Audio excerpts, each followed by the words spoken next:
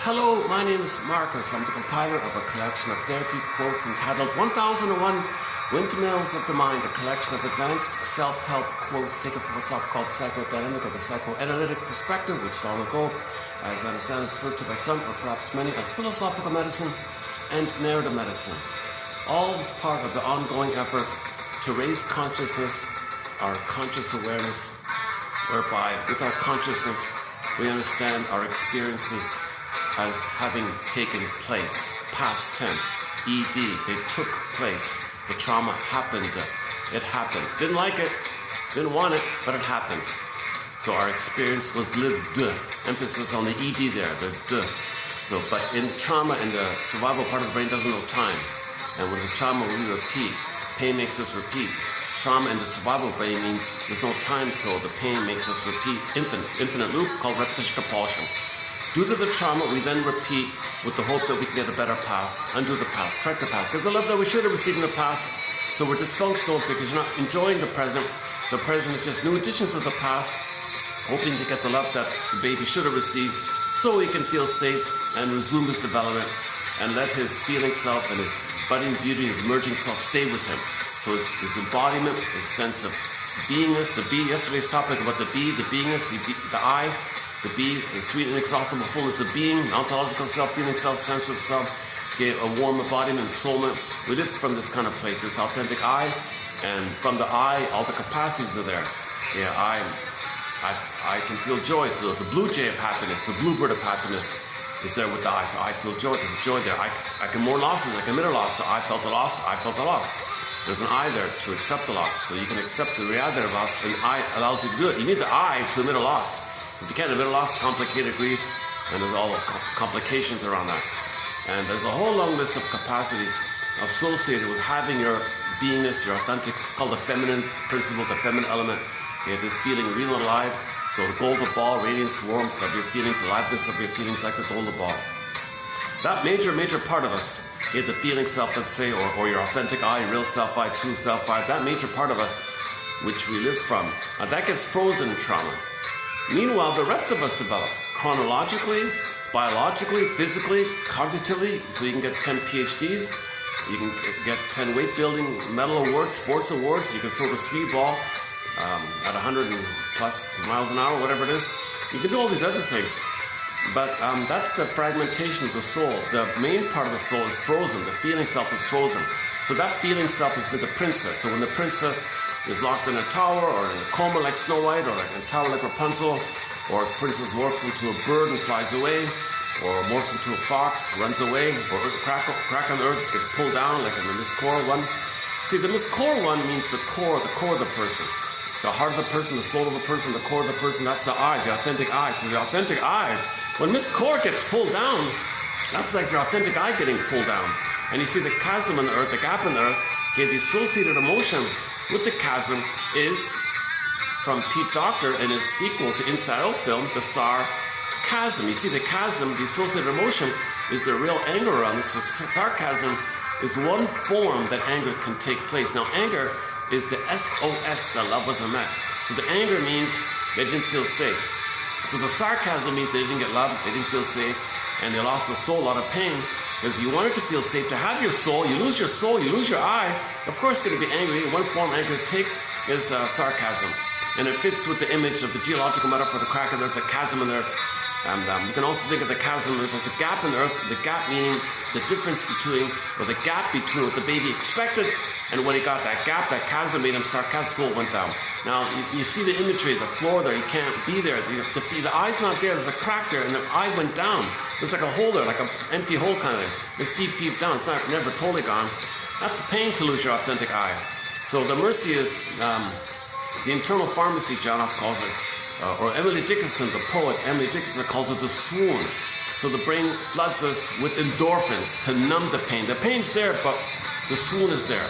Her main line is, there's a pain so utter, it swallows substance up, then the person goes into a swoon.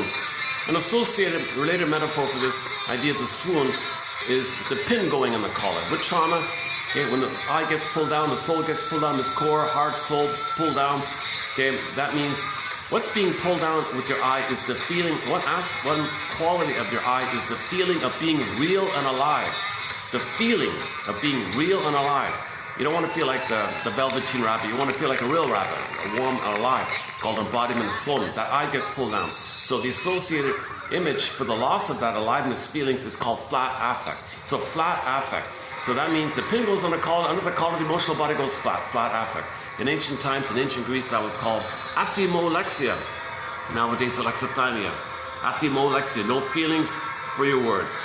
You don't know what you feel, you can't find your feelings. You have these words, where are your feelings? Or you vary it by say, well, I can't find the words for my feelings. You can't even find your feelings, so what are the words for? So you can see the complication like that. So everything's flat like that. That's the charm.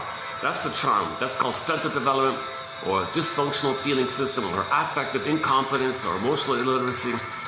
So your main primary live and love feelings, from this live and love feelings, man oh man, first of all, in intimacy, the heart's with the body. So in intimacy, the heart's with the body, and there's intimacy with the heart and the body being together, not fragmented, repeating the disconnect. You can be connected, and two people are connected. There's a much richer, warmer, safe, creative, fun player.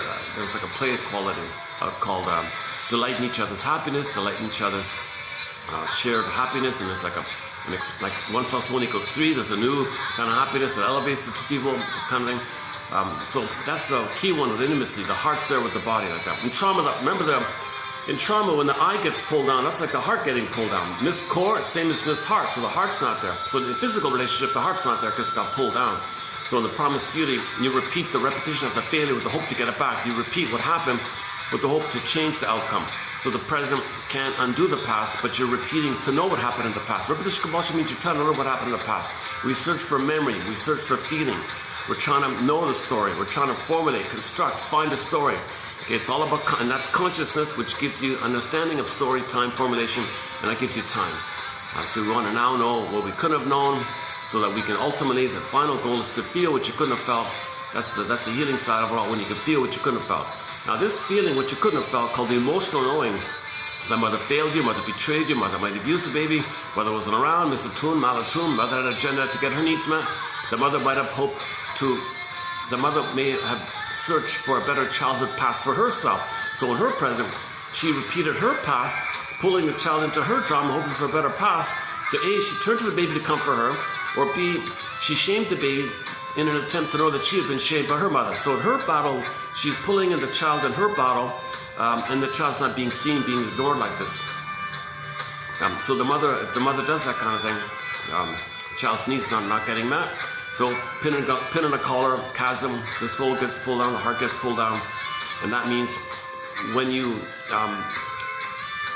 want to know that the heart's not with the body, that could be the promiscuity area, because the heart's not there, and you're in a panic to find it, and you get a moment of it, but it doesn't correct it, and then you want to try again, and dopamine for the chase.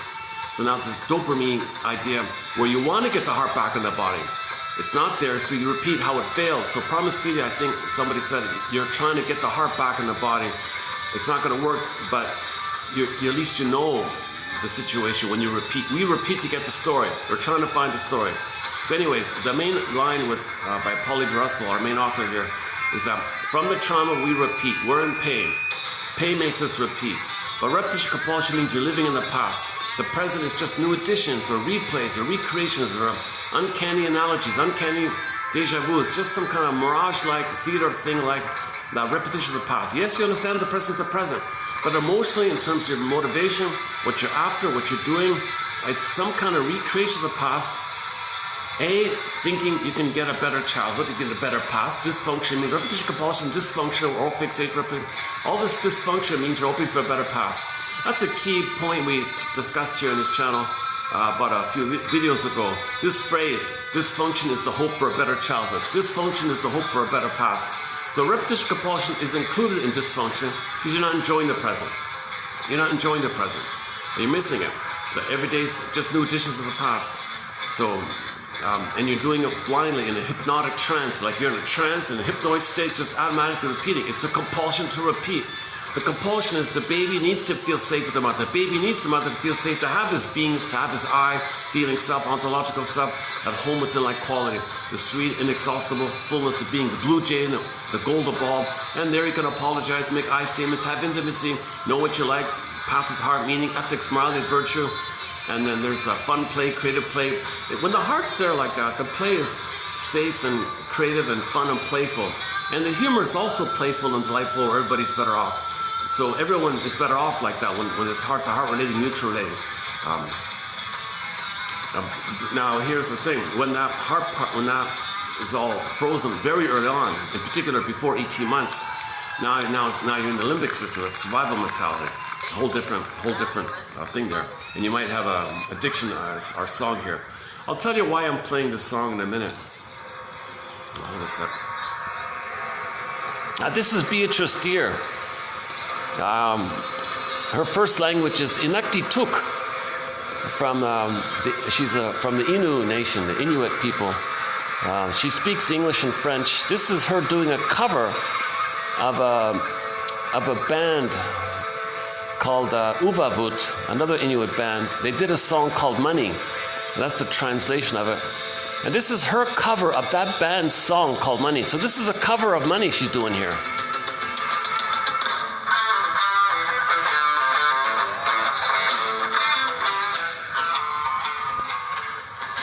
I wasn't planning on this topic a little bit this morning, but just before coming out, I saw a little clip on one of those TED Talk things. I'm not really a follower of it, but some guy said something interesting. It caught my attention a little bit. So I thought I'd comment. I saw that he's got a book online like that, and there's a free audio sample snippet. So I'll just play a couple of minutes of what he said there about this whole money topic, because we include some quotes on money, because money, Berger calls it a money neurosis, where you transfer the problem with the mother, and money becomes symbolic of mother. So money is, when trauma is very severely early on, the transference of the battle with the mother, the need for the mother, the greed for the mother, the hate for the mother, the entitlement, the greed, the gulping, oral repetition, your desperation, that avid hoarding and greed, and this whole phenomenon where the baby didn't get his needs met. He was angry, he had a fantasy to gobble in, he's in pain, feels entitled. Babies feel entitled, they're greedy, they're entitled, they're voracious, never satisfied, because you're past that critical time. The wiring is laid in, the curse is laid in. Only consciousness gets you out. Back to Emily Dickinson, I have a lantern in search of my neural circuits. I have a lantern to see my neural circuits, i.e. the traumatic strip. Oh, hi there. You need to use the... You want to use it? Are you hoping to use the... You need to use it? Yeah, okay. I'm going to try the other place there. Okay. Give me 5 minutes. I'm going to search for another spot here. There's a gentleman here who wants to use the room here, but I can't really do this with a guy just sitting right in front of me trying to read something. Give me a couple minutes, and yesterday I came here. This exact same thing happened. This is a popular spot here. Hold a sec. Yeah, give me a sec here.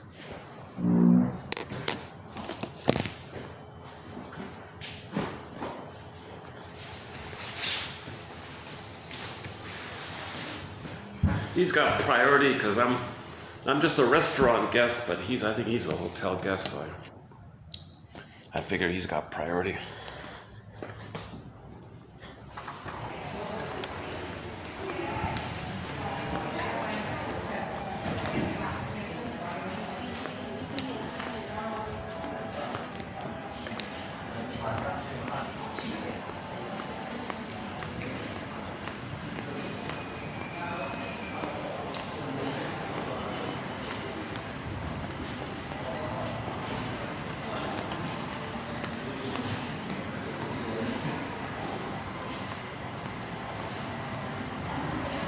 Son of a gun.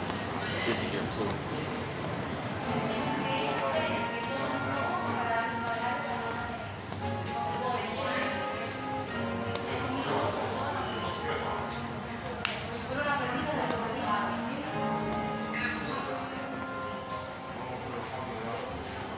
Would it be okay? No, I can't use that good. I'll have to use this side.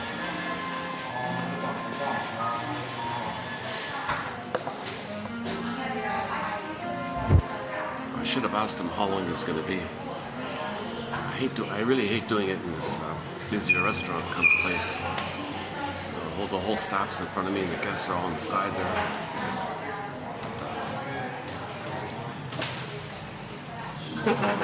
So I want to get these quotes out. This will be a shorter video, by the way. A very late start. It's almost 5 o'clock kind of thing. But just to finish up this point about the money topic. So the struggle. Remember the repetition compulsion. You repeat. How do you repeat with the mother?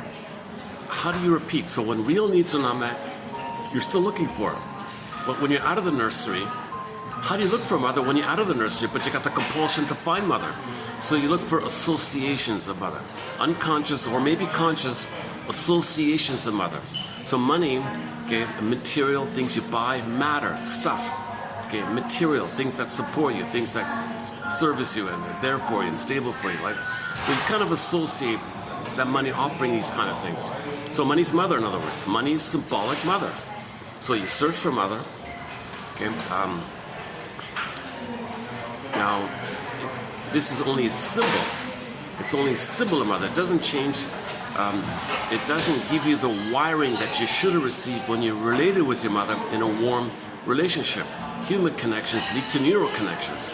That's the trauma. The neural connections weren't there.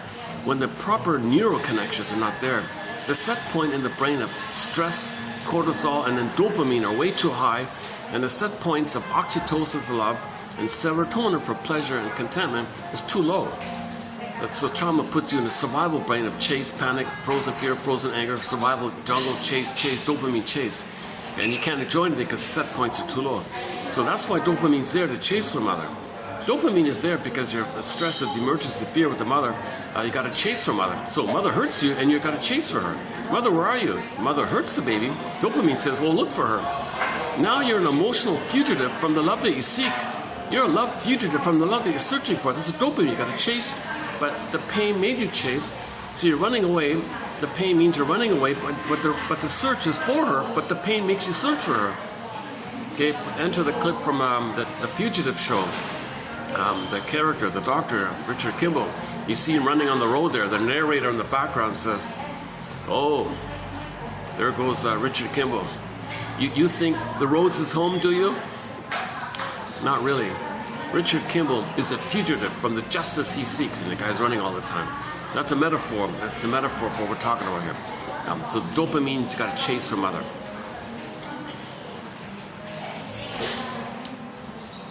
Okay. Yeah, it's too bad about the room. That's the second time in a row that happened. Son of a gun. This is a busy, you know, it's funny, I think now the peak tourist season is just sort of starting to kick in. I noticed that it cooled a bit with the weather, and then the tourists have increased. Yeah, I see it in front of me there. My goodness. It might be harder to, it might be a little bit. For a little while, I enjoyed the venue, the availability of the venues, the relative availability of the venues for the past couple of months. It's been pretty good like that. I think now I'm going to be in the struggle mode. So either I find a totally new venue or, I don't know, figure something out. Son of a gun. Okay, enough about the venue. About the venue report here. So let's go. Let's just quickly focus on this money topic for a second. I'm not going to review all our quotes we have on the money topic, but our lead author so far is Edmund Berger from his excellent book called Money and Emotional Conflicts. So he has a whole thing about money neurosis. Means there's a neurotic use of money versus the normal, regular use of money. It's a means to an end kind of thing. But in a neurotic place, it's symbolic for mother, repeating how mother failed you, search for money. Okay, so of course there's going to be avarice and greed because you're looking for mother, but it's only symbols. Symbols are not real. You just associate it with mother. No money you get is going to magically create a poof, a time machine, take you back to the nursery. Mother apologize. Oh, I saw that you were searching for symbol because the real me wasn't there. I made my mistake. I'm so sorry. Let me give you the real me so it'll be calm, and then you'll have a functional relationship with money, not just neurotic desperation of being a Scrooge or a greedy, or callous, harmful, indifferent to others. Just compulsion to get me. I'm sorry, I didn't give you me. Here now, I got a chance to get. It's not gonna happen. There's no magical time machines. You can't undo the past. But again, the repetition compulsion shows you the seeds. The seeds are there. In the repetition compulsion, the seed of what happened is there. When you repeat, you interpret it as a symbolic recreation of the path. That's the seed of your healing. The seed of your growth and self-awareness is the interpretation that what you're doing is symbolic of mother. It's a repetition of what happened with the mother. You searched up for mother. Mother was mistuned, malatuned, wasn't around, whatever. A whole long list of reasons called the Old Cunning Tales. We've got over 50 of them so far. Can you believe it? It's really shocking how mothers are in a compulsion to get their needs met.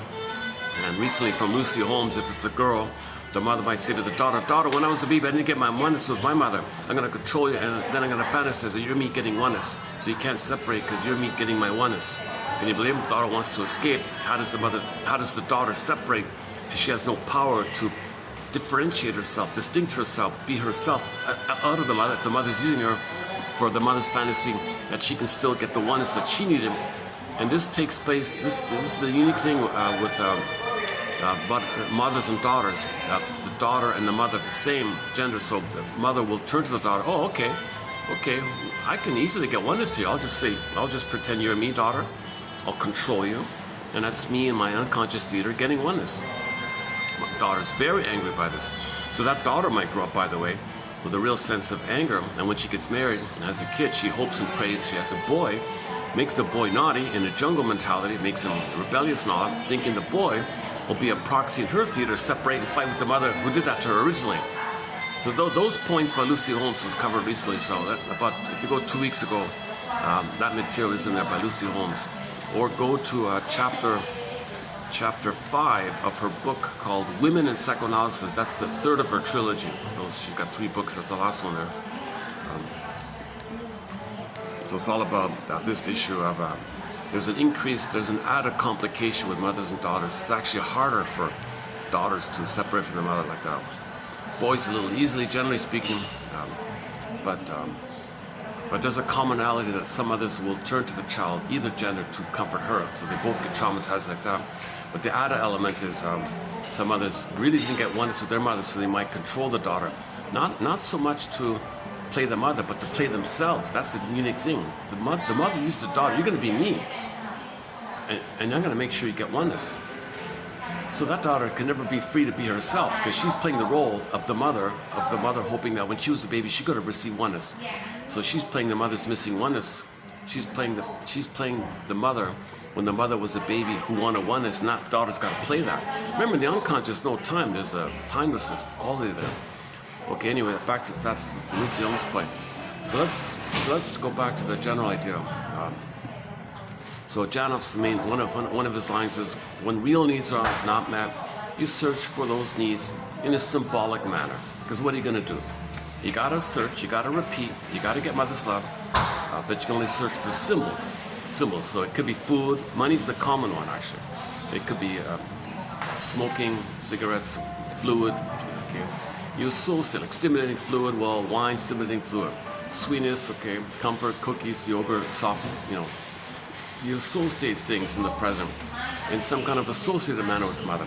That's why advertisers advertise their products using adjectives that are synonymous with the mother, the breast, and the uterus even. So it's stable, reliable, you can trust it, you can count on it, durable, safe, guarantee, you can trust on it, rely on it. They describe the stability and the safety and the comfort and reliability to make you feel safe. Baby didn't feel safe, search for the safety. Oh, buy this product, you'll feel safe. Buy this product, you'll have your identity. You'll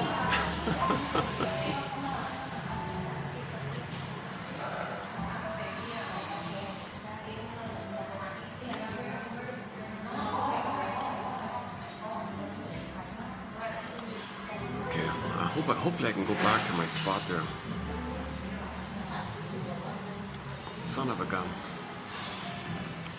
It's about a 20 to 30 minute walk up the road to go to the other place. And at night, they do have a little lighting in the lobby there at night, so I might go there later. Let's see how it goes here.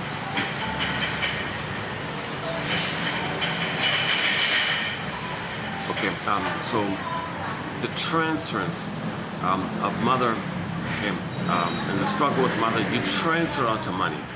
So the battle you have with the mother or the breast is you transfer the money. So you want a mother, so you want money. So there's your greed. Because every time you reach, dopamine for the chase, dopamine for the chase. For a moment, there's a blipping phenomena where for a moment when you get money, you think, okay, I feel safe because you got the thing. It doesn't create the wiring. The set points are still locked in the brain. It doesn't change the set point. But what you did was you blipped up from your brain a little bit of oxytocin and serotonin from the product that you buy that made you feel safe for the moment. You bought a nice new thing, or you feel something's there, it's stable. You feel a little better for the moment. It's not a permanent memory of mother loving you, but for the brief moment you get a blipping phenomena of something like that. Now, Alman and Paul make the added point that when you get something symbolic of mother, whatever that is, again, what you're doing is you're trying to trigger the good old days with the mother and get the chemistry of love and safety with your mother and blip up the chemistry of the good old days of when you were one with mother. So you need something to function as a triggering device.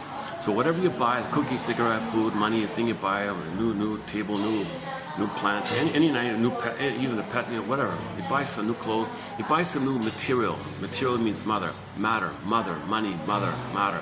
Okay, you buy something, or sweet cookie, mother's sweetness, fluid, mother's tenderness, softness, soft things, soft, whatever these things are. Okay, or promise of mother, like the casino, alluring, promise. Anything that's promising, or even the promising idea, like the slot machine is the breast. You promised, you rejected. It's just metaphor. The breast mother promised to feed the baby, but the mother hurt the baby, rejected. Go to the slot machine, promise, luring, blink, blink, rejected. Cold refusing machine. Well, mother was kind of cold and refusing when she did that. Baby's very betrayed, called a betrayal trauma. These slot machines betray you. They promise and they betray you. So whatever is symbolic, okay, when you're doing something in a symbolic manner that's associated with mother, okay, in whatever variations and nuances like that, in that area, okay, so usually once again food and money and drinks and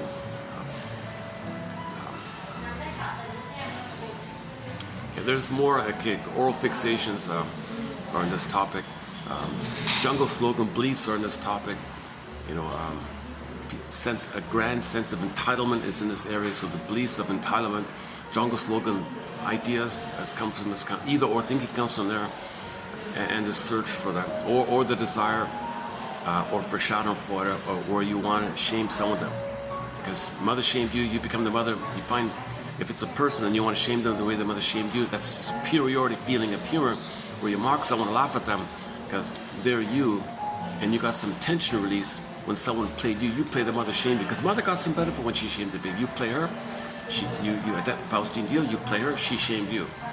You're gonna flip, make the Faustian deal, you become her.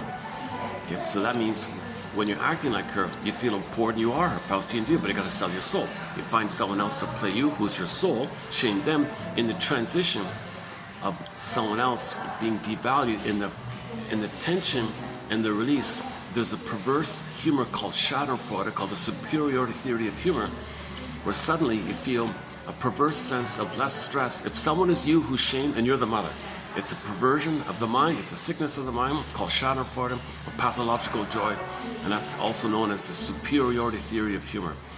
So that's sad stuff like that. So humor, where it's somebody's expense, win-lose, this is fake stuff. This is a firework, this is sad stuff.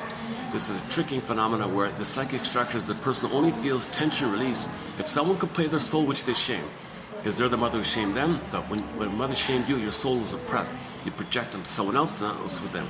To not know that it's within you, externalize prejudice, blaming outwardly, then you, in your negative dark humor, you're down, mother's up. One up, superior, right? But they're you, and you're the mother who's up. So that flipping up, the clicking in the mind makes the humor. That's why people with dark humor, Schadenfreude humor, cynical, sarcastic humor, they're laughing like that. You guys, oh my God, you're laughing at people's expense?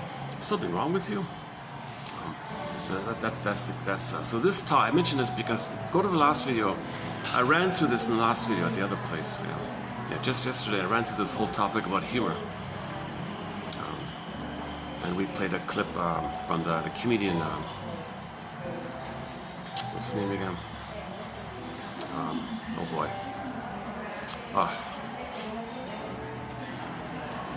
The clip on YouTube is called Fish or Chicken. He's on there. Oh, Chappelle, Dave Chappelle. Look up Dave Chappelle, Fish or Chicken skit. It's only 90 seconds long. 90 seconds long. I ran through that clip. I spent 20 minutes talking about a 90-second clip. There's a lot going on with that clip. He said he quit comedy because of that, because he made other people superior by putting himself down. And we saw his inner voice putting him down. He puts himself down, and people watching him being put down. His own voice puts himself down. He puts himself down. His voice puts him. People watch him putting down, so other people feel superior, so they're laughing at him. So it's kind of like the self-deprecating humor kind of thing. So Mr. Dangerfield always puts himself down, and no one gives me respect, and everyone laughs at him. That's sick stuff. That's sick. That's sick humor. That Rodney Dangerfield stuff, it's perverted stuff, sick stuff. If you feel that, you gotta, I don't know what to say, but he makes money doing it, but he's perpetuating this cynical attitude. Well, they only laugh because they're narcissistic.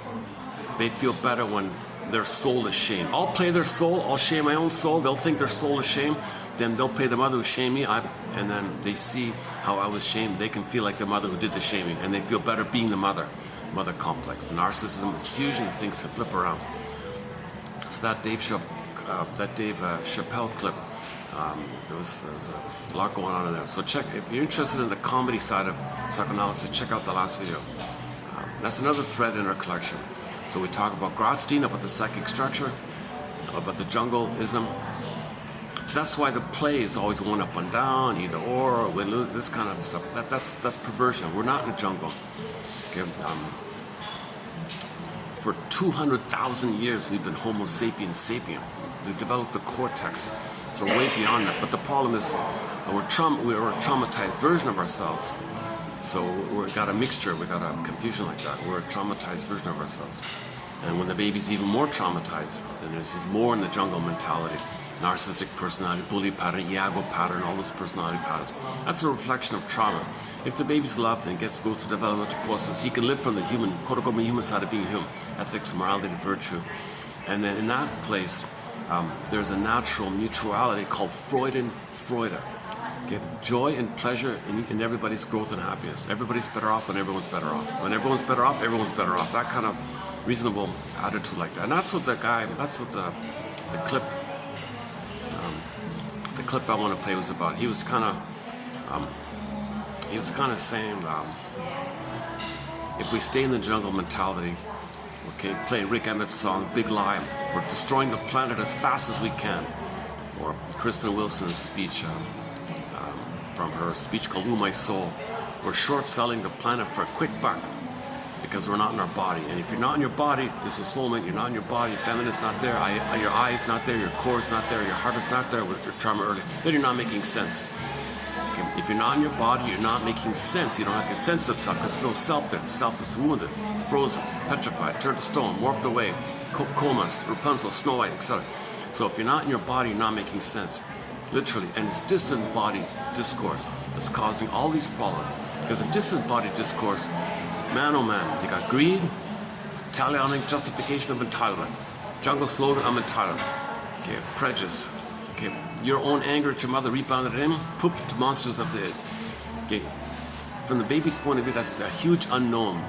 His own rage at his mother, that mother failing him, and his own anger turning in on himself, rebounds back, L-I-V-E-E-V-I-L, monsters of the id monster. A huge unknown for the baby. That's the original, first, massive unknown for the baby. That mother would fail him, and in his mind there'd be a monster. The monster is mainly his rage at his mother, but nevertheless he ends up with a monster in the mind.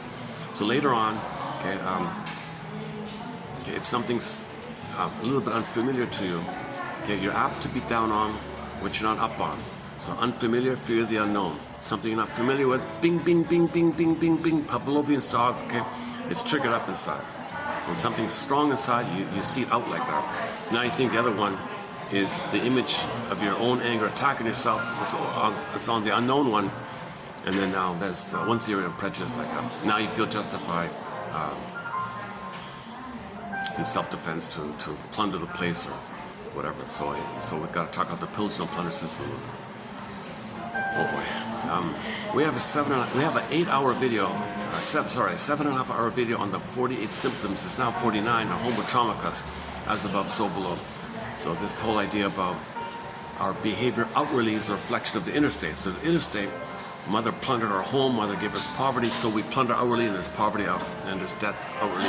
It's a reflection of inner poverty. Inner poverty means pain, guilt, then others are in debt due because you feel pain, guilt, as above, so below. And this is the psychodynamics that reflects our inner state.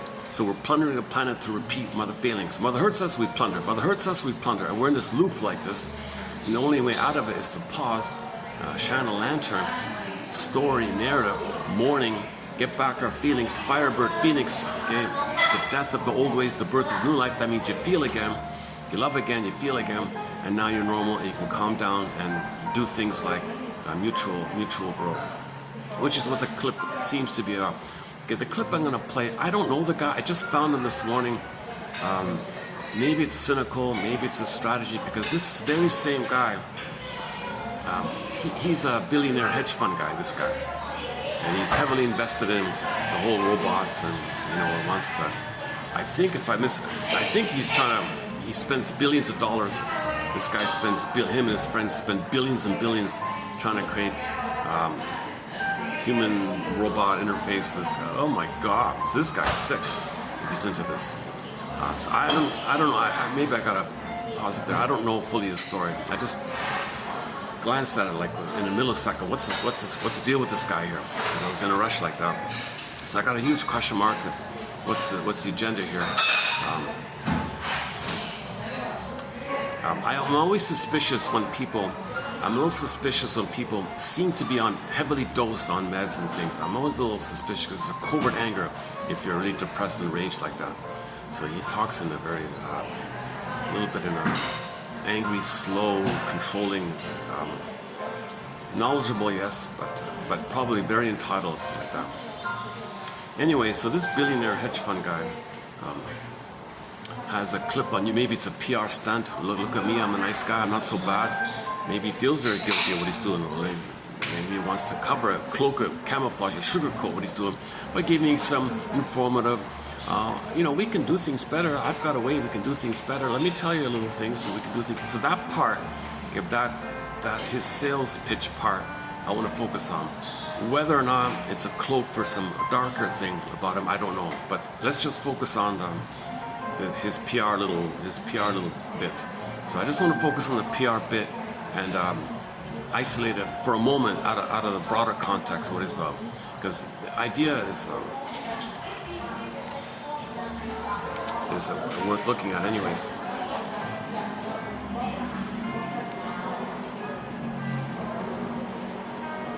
So, yeah, okay, so let's do that. So he, okay, back up, sorry. So repetition compulsion means we're living in the past. Repetition compulsion means the present is a recreation of the past. Our feelings are limited. The way we relate and how we feel is very restricted to that interaction. So the present, that's why you feel the same, you relate the same. It's doing the same thing over and over again. Okay, so repetition compulsion means you haven't found a way to feel differently. Yesterday's video, repetition compulsion means you haven't found a way to feel differently and relate differently. You're doing the same old thing. Benignly, in the repetition compulsion, you play yourself. If the trauma is post 18 months, you play yourself and coax others to reject you the way your mother rejected you. So it's a little more benign. You don't hurt others. You didn't make the Faustian deal. You're childlike. You're codependent. You're afraid to be autonomous. You want others to help you, but you don't hurt others like that. So, ironically, people like Jody and Asperger's, they might be in that kind of area. Ironically, they're psychologically more loving than the narcissists in the prior state. Okay, now in the more prior perverse state, trauma before 18 months, when they repeat what happened, they don't play themselves. All yes and no. They mainly play the mother. They find others to play them and shame them the way the mother shamed them. Then they play themselves and shame the one. They just hate the one they just shamed.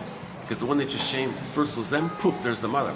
Because in the primary imitation, it's poof-filled. Like this can turn into that can morph into that, that's chameleon that, double think, double talk, up is down, left is magic mirror, hollow mirrors, that can represent that, drawing mirror, Alice is one of them, it's all chaotic like that. Okay, so that's why there's no regular logic. The unconscious, there's no logic, no time, no space. That can represent that, can mean that can be code for that can blend it with that, make a new thing, which represents the opposite thing of that. It's all topsy-turvy like that. So when in the stinger personality pattern, Okay, when they repeat what happened to them, they play the mother, find someone to play them. So they shame them the way the mother shamed them. At the same time, on another level, the one they just shamed, who's them, they think it's their mother, then they play themselves expressing their anger, okay, on the one they just shamed.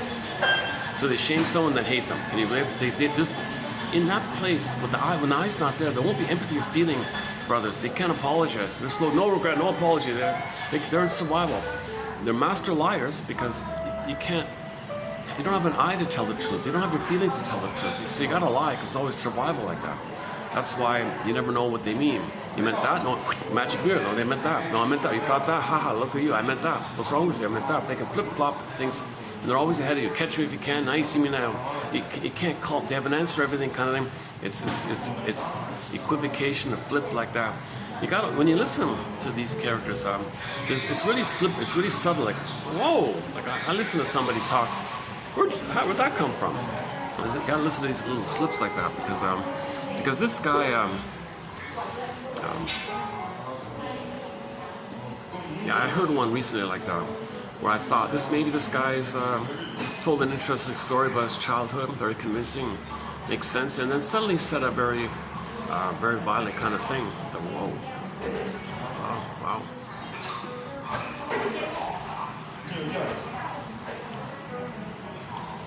Oh, jeez, this guy's having his meal beside me here. I wish I could move to some other spot here. Where can I go? Let me check the other room. He's probably still there, right? Okay. Son of a gun. Let me see if they'll let me use the balcony, the upstairs balcony. Hold on a second. I don't want to bother this poor guy beside me.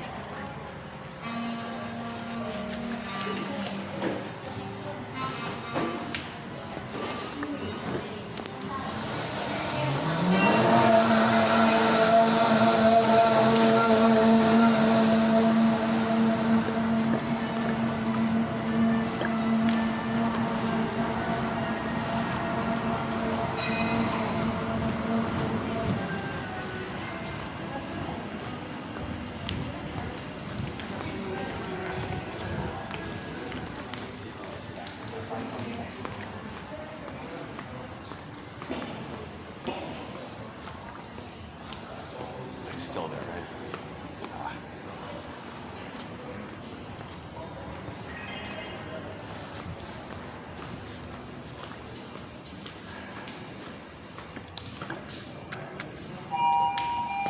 This is real iffy if I can use this. Depends on which guard's on duty. Some of them freak out, some of them are cool about it.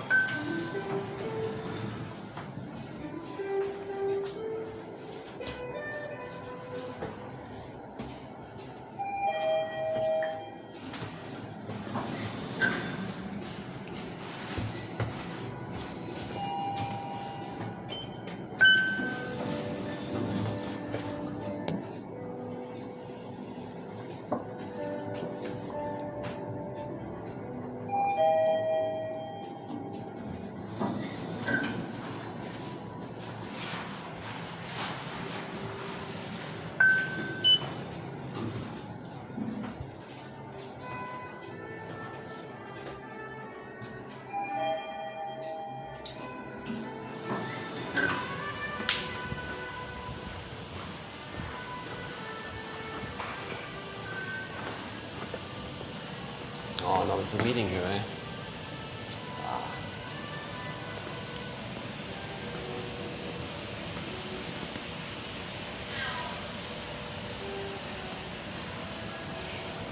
Nice place, eh? I love these paintings. Check out these nice paintings, eh? That's a nice one, eh?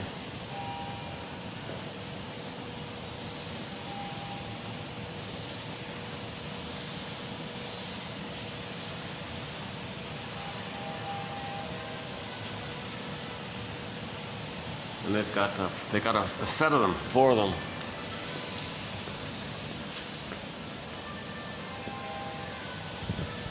What time is this meeting on? Is this now or?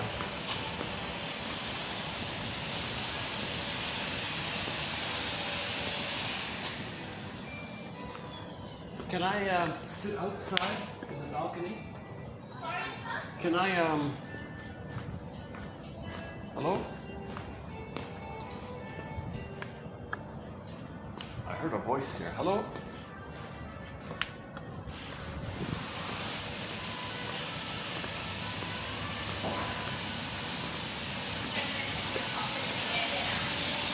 You're here? Somebody's here? Oh, hi, hi.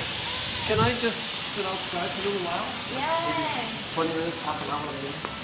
Oh, thank you. Okay. I didn't see the X-rays. I'll just sit here for about 30 minutes. Okay, thanks. Okay, great, thanks.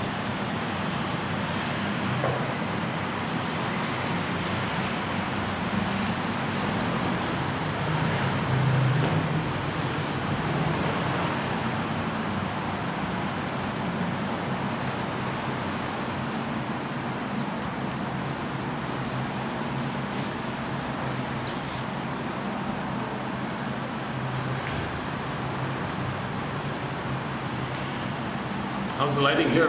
It's okay, all right.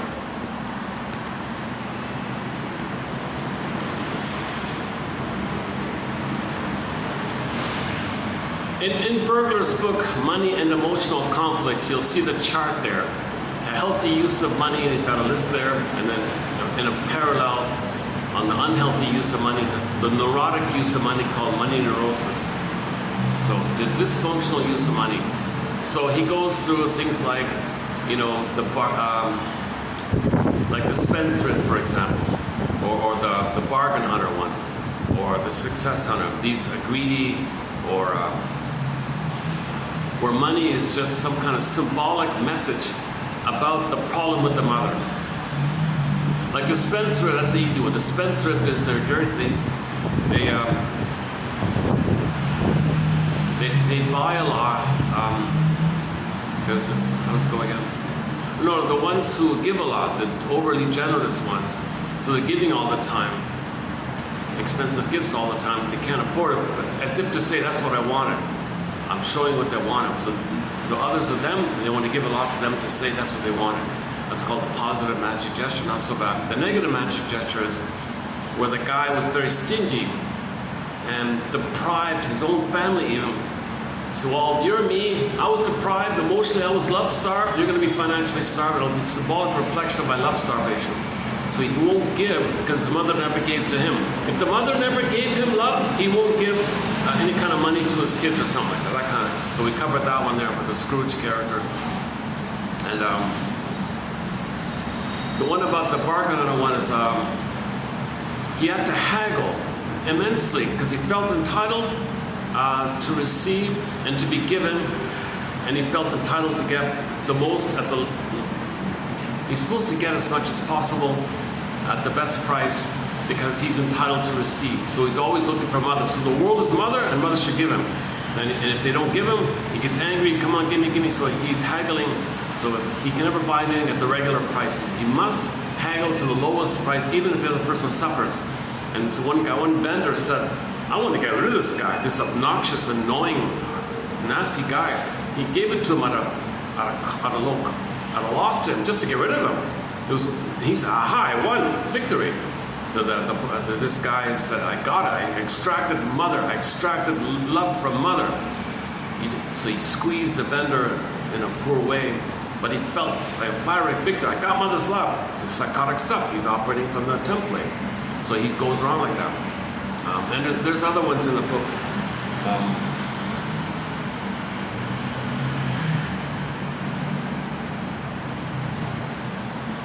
Okay, so repetition compulsion. We were talking about repetition compulsion, right?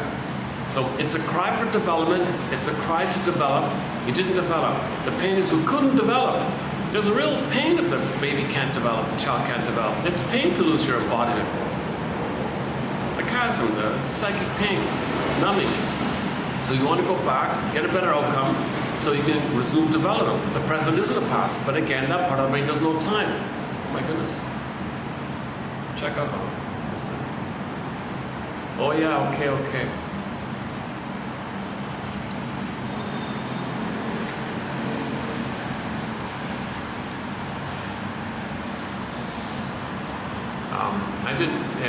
got two airports in the city on opposite ends of town. I've noticed a shift with the flights and all that. Now they're mostly going that way.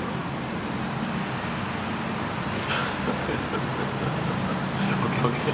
Let's get back to the important point here. Hold on a second.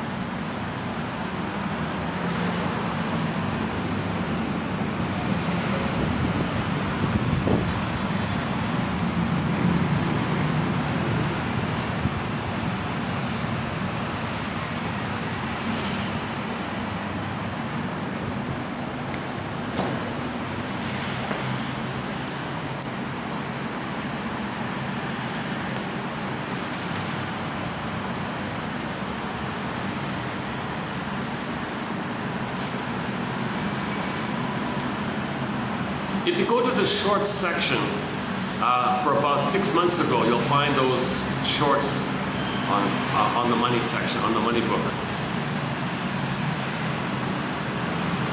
Okay, so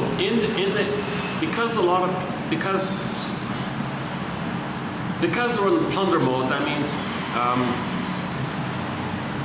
we're homo traumicus. So overall, the gestalt is we're plundering the planet for a quick buck. Okay, so we're gobbling up the planet because that's symbolic pursuit for mother. Material, come on mother, give me, I'm entitled. So you're gobbling up like that.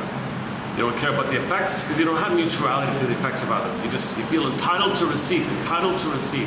So you're gobbling because you're entitled and you make excuse after excuse, and that's why the rationalizing brain and 10 PhDs are there for, to create convoluted excuses.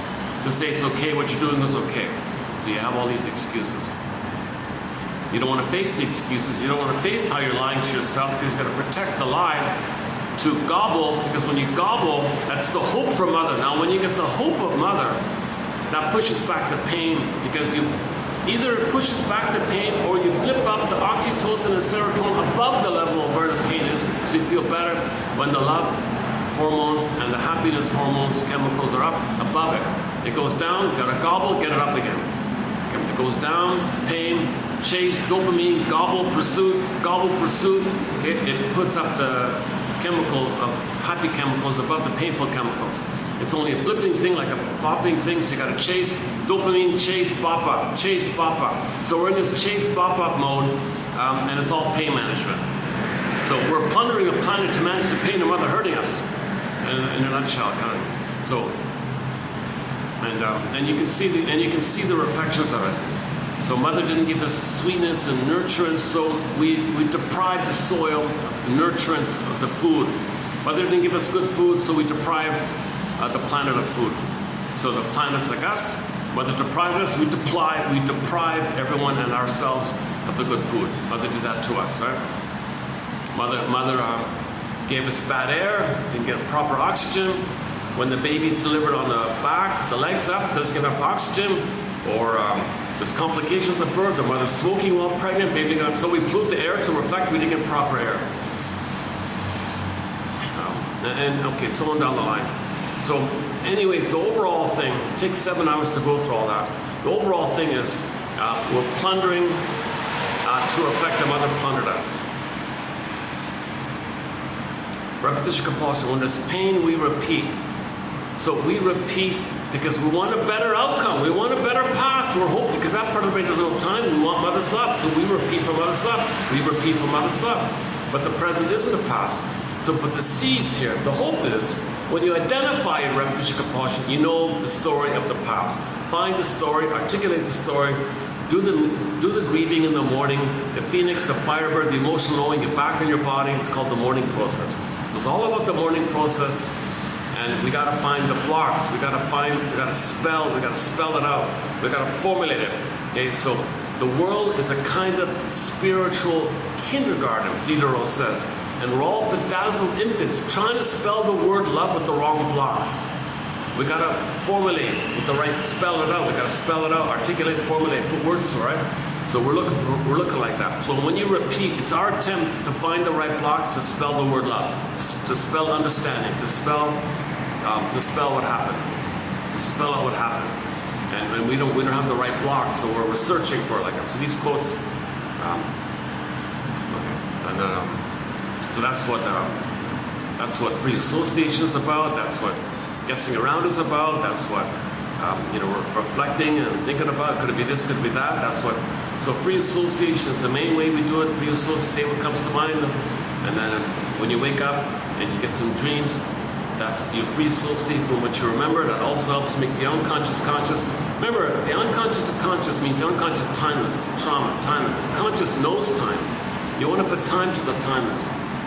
And then when you put time to the timeless trauma, then the timeless trauma can be processed, assimilated, goes laid to rest. Then your life force is free for the alternative, probable track of going down the route you would have gone down had you been loved.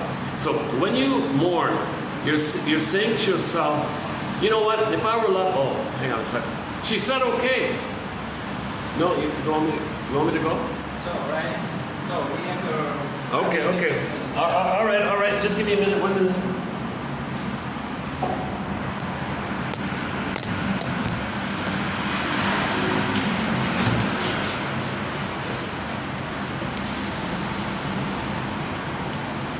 Okay.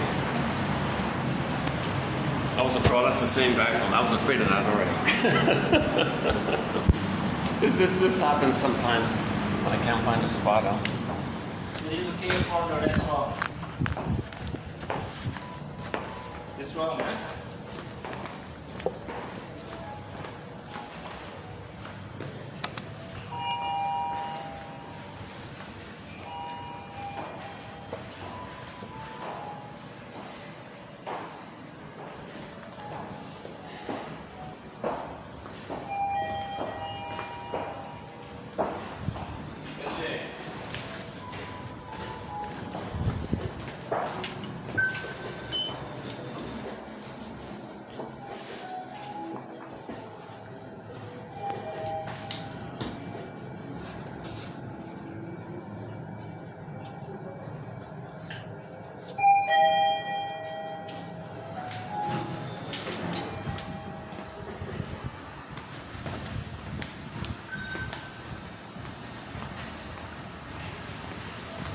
Hi.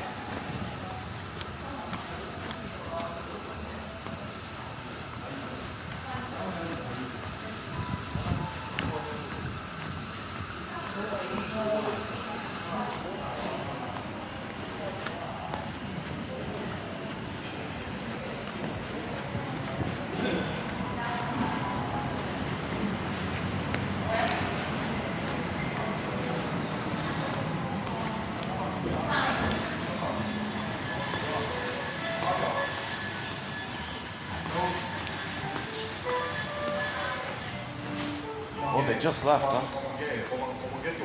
Oh, she's here.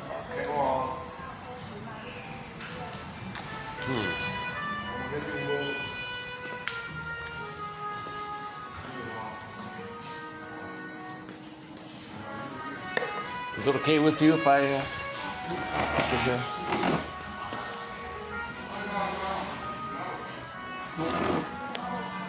Let's try this then.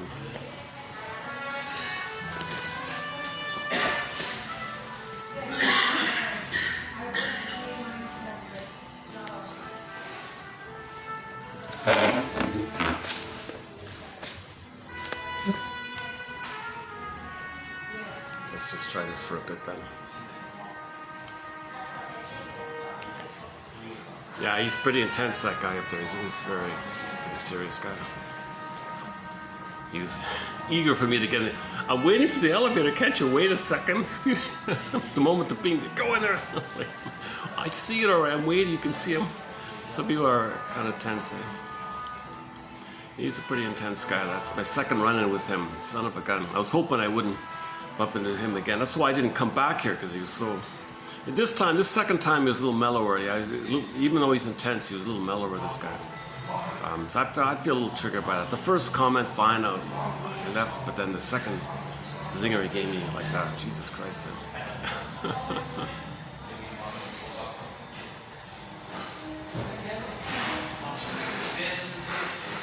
Because the need is to feel important. The need is to feel important, right? So I'm gonna guess that the childhood was the mother and the mother or the father did a lot of that barking. Do this, do this, do this. You know, so people, the way people behave in the present, sometimes it reflects how their parents behave towards them. They identify with them due to the pain of it all, and they're frozen with this painful thing, and they're quote unquote stuck there. They're connected there, they're tied there, it was painful. And when you imitate your parents, you feel less pain when you are them, but you are in pain, but you're trying to buffer the pain because you anticipate what they did to you. Well, you are them, so you feel a little prepared by it if you imitate them, so you're not a victim, you're not a passive victim. If you are them, I've called identification to aggressor.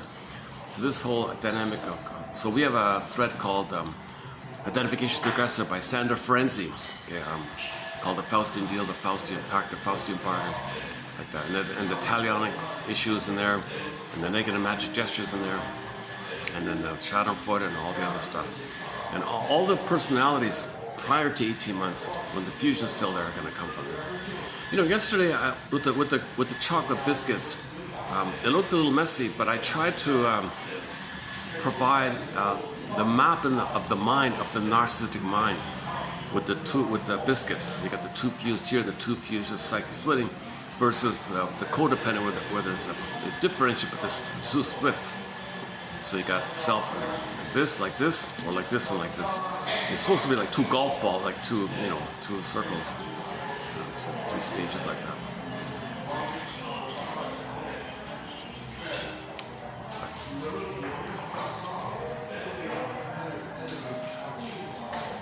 Where else can I go here? Let me think here. Son of a gun, it's going to get dark here pretty soon here.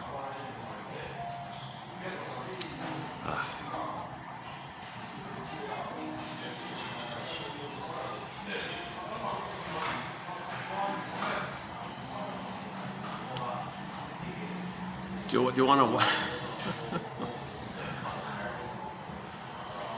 It's about a 20 to 30 minute walk up the road to the other hotel. What time is it? Son of a gun. Well, that's 4:45. 4:45, eh? So maybe half an hour of light here.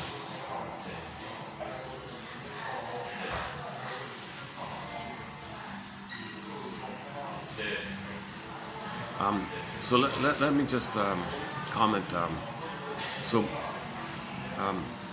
We're plundering a planet. There's no doubt about it. Okay, we're plundering a planet. But if we keep on doing this thing, it's okay. There's lots of examples about all this. But now I really have to go. Okay, let's find out. Let me try. Okay, let me try the. There's a little mall. Just nearby here. Give me 5 minutes to set up in another place here. Also.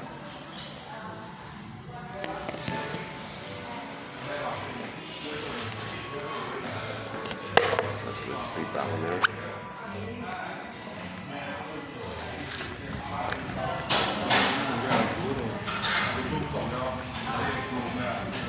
Or maybe just, oh, what the hell? Let's just sit outside.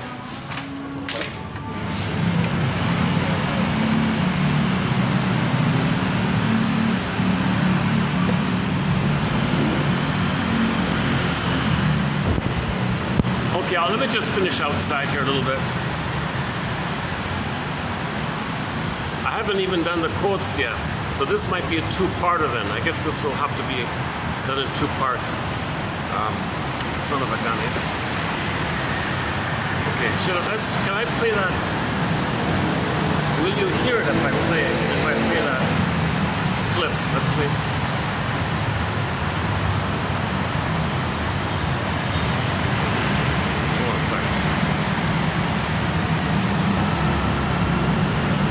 Okay, so here's the book by the hedge fund manager.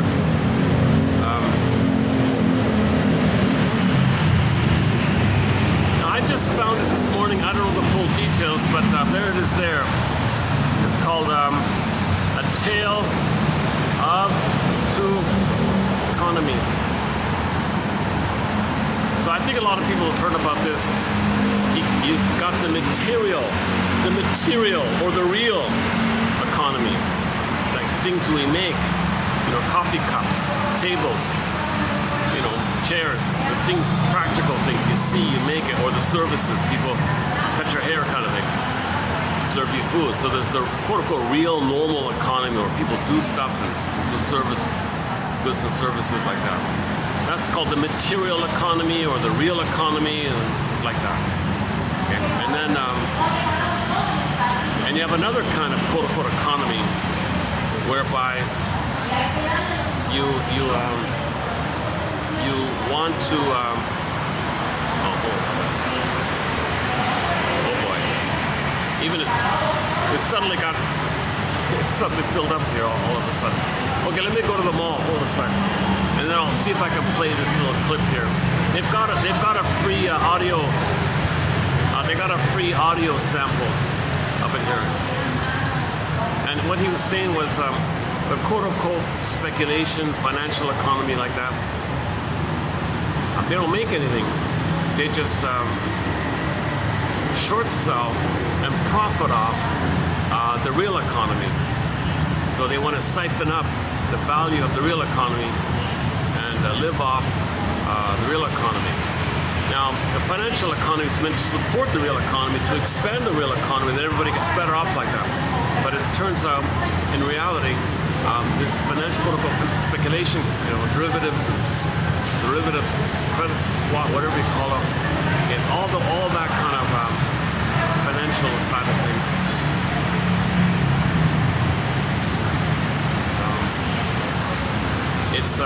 It's blocking real development because it's siphoning it up, and it's blocking the opportunity to expand. So people who make stuff say, I'm inhibited because there's people above me that are siphoning me. I can't expand because they're sucking me. Like there's this kind of, so he was kind of talking about the tale of two economies like that, where the financial economy is meant to support the real economy. It says, but in reality, it's blocking it.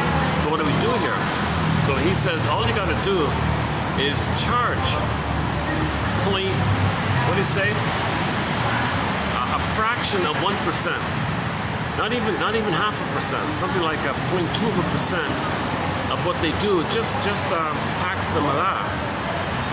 And with all that, you can give, believe it or not, you can expand the real economy, which means, according to him, he did the math. He says, if you tax this financial speculation thing, it works out that you can expand the real economy, so there's more going on like that. Okay, more productivity and more jobs and things. The end result, he said, is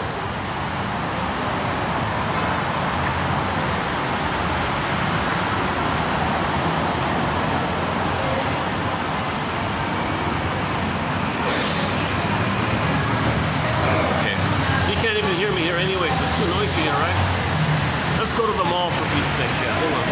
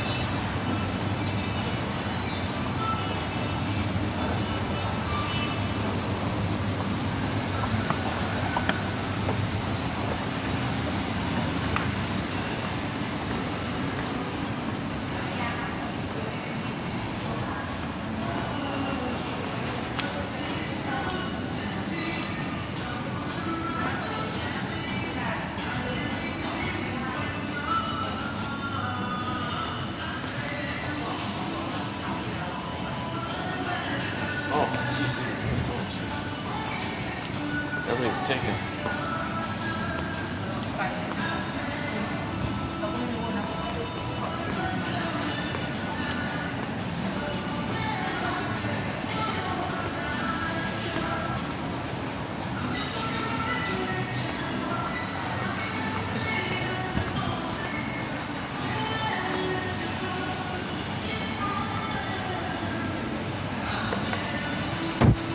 Let's try this for a bit.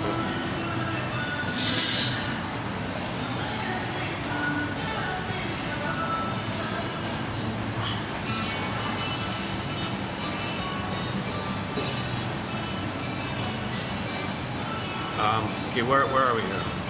Is that okay if I do it like that? I said this is not gonna work.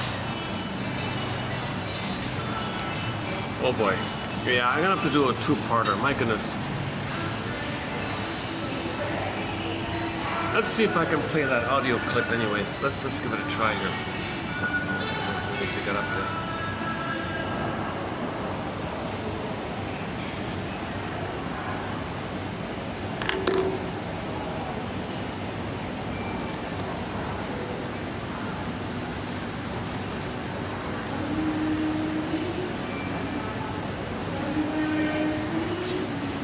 Yeah, okay, so this is the free audio sample. So there's an audio book version of this book, this hedge fund manager's book here. This is several years old and all that, but this guy is also, he did one of these TED Talks, and according to him, if you quote unquote tax you leave the real economy alone. So you leave the real economy alone, right? So you don't tax people for their jobs and going to school and for healthcare. That should all be basic free, right? Just tax people who are trying to siphon it. Tax them and then funnel it back to keep it going, to allow them a crumb, to keep the main thing going. But it's the other way around. So his example was, imagine a little puppy dog with the tail that's like trying to pull a tractor. You got this little puppy, everybody's jumping on the tractor, and this poor puppy's trying to pull the thing. It's not supposed to be like that. So this financial quote-unquote financial economy, this plundering economy, I guess, it's supposed to be really minimal. It's not supposed to be so heavy like that, and the poor puppy's got to carry it all, carry the whole load like that. So he says you did the math. He says you charge all these speculator things, take a tiny amount from there, and it can massively support the main economy to the point where people are freer and they have more ability, and people's lives are more happier because there's free school, free healthcare, free this, for that, and to boot,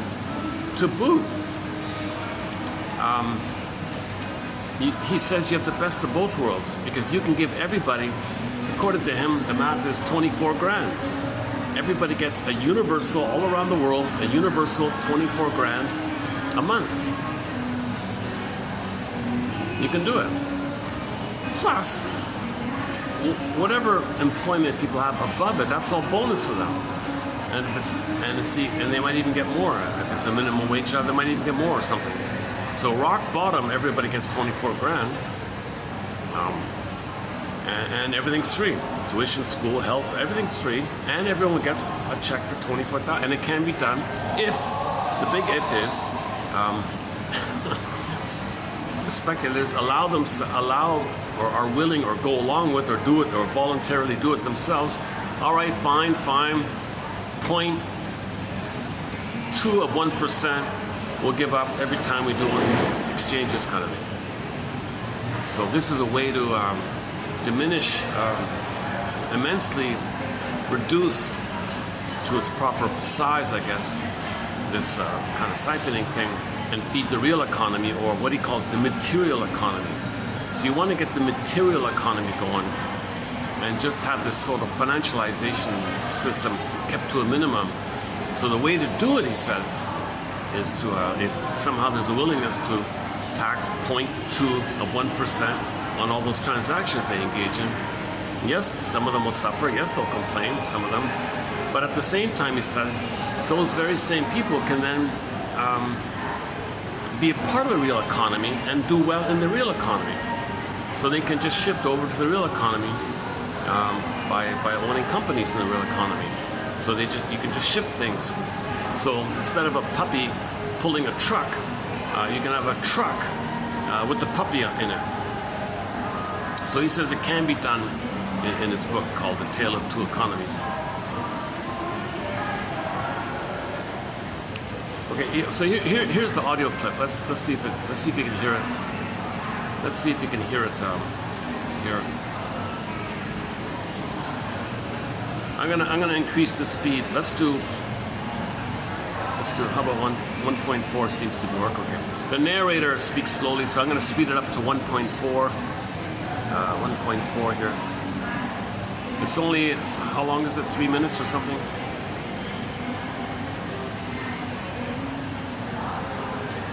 Where can I put it? Just like, okay, I'll just put it on the table. It might not come through if I do it like this. Okay, let's just give it a try. I'll redo this. Let's just give this a try here. This is Audible. A Tale of Two Economies. A new financial operating system for the American economy. Written by Scott Andrew Smith. Narrated by Jim D. Johnston. Introduction. On the brink of prosperity. I gained a fresh perspective on money when I read an account of a young man who trained for years to survive on his own in the wilderness. When he was prepared, a friend dropped him off in the New Jersey Pine Barrens. He disrobed and slipped into the woods, taking nothing with him, not even a knife. By evening, he was eating a rabbit he killed with a stone, cooking it over a fire that he had started by hand. In just a few days, he had the clothes and shelter he needed to survive on his own. He lived this way for a full year before making his way through the woods to return to civilization. As he approached a road, a garbage truck roared by him, spewing trash and fumes. He turned around to spend another year in the woods before returning home. I read this when I, too, was contemplating living alone in the woods. As I mulled the idea over, it dawned on me that I would find no value in money as a hermit. The only things I would find value in would be the skills and resources I needed for survival. It fascinated me to think that if I discovered gold while living alone in the woods, it would be utterly useless to me unless I worked to return to civilization. For gold's value to me was just the value of gold to others. I saw that it was the same for money. Money's value to me was only the value of money to others. Thus, one might conclude what others have, that the value of money is only a matter of agreement. But then one would be missing a much greater point, for there must be things of real value before money can have value. Our agreement on money is not that money has value in and of itself, but that we will accept money in exchange for things that have true value to us. And thus, our standard of living is defined by our access to that which has intrinsic value, not by money. For example, we would ascertain the wealth of a newly discovered alien civilization by observing their standard of living, not by determining how much money they have. If you watch Star Trek, you learn how advanced their civilization is by watching the things that they do. They dash about in spaceships, beam to the surface of planets, and make things out of thin air with replicators. How much money Captain Kirk earns is irrelevant. Even the richest men alive today do not have the ability to fly about the galaxy at warp speed, just as the richest kings in the past could not fly across the Atlantic in a plane. In fact, none of them could make a mobile phone call, go online, drive a car, or do any of the things that you and I take for granted. So, who would you rank as having the highest standard of living? Captain Kirk, you, or Augustus Caesar? The answer has nothing to do with money. The goal of this book, then, is to approach economic policy from the perspective of how we can improve our standard of living. Thus, we'll explore the relationship between two very different economies. One economy, the monetary economy, is defined by the movement of money and the issuance and trading of financial assets. The other economy is the material economy, which is defined by the production and consumption of goods and services. We'll discover that the reason we have a monetary economy is to facilitate activity in the material economy. And because it is the material economy that defines our standard of living and not the monetary economy, we'll look at what we can do within the monetary economy to better facilitate production and consumption in the material economy. In other words, we want to determine how we can upgrade our financial operating system in such a way that it improves our standard of living in the material world. One premise in this book is that we're on the brink of unprecedented prosperity today because of technology in the material economy. Another premise is that the monetary economy is eroding our prosperity. Thus, it is the best of times and it is the worst of times. As you read this book, you'll be surprised at how nonpartisan the solutions to our problems are. True solutions benefit everyone and are a win across the entire political spectrum. Is that it? Oh. You've reached the end of this preview. You've reached the end of this preview.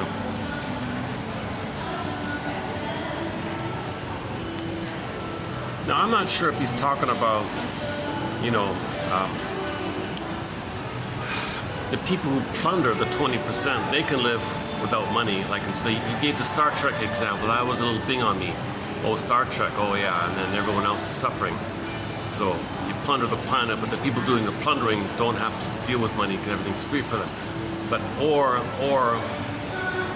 can we apply what he seems to be doing a crossover. Sometimes it sounds like he means overall, like a universal, like for the universe, for everybody, global universal income. Or is he cynically meaning, oh, maybe like in Star Trek, that people who plunder and pillage don't need money, but so things are easy for them like that. But they're still plundering. Well, that's not healing the plunder system.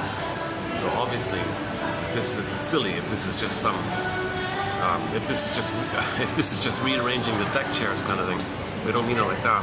So the ending of the plunder system, or the healing of the plunder system, is healing of ourselves. And that's what we're talking about here. How do we heal ourselves? Well, we got to know ourselves.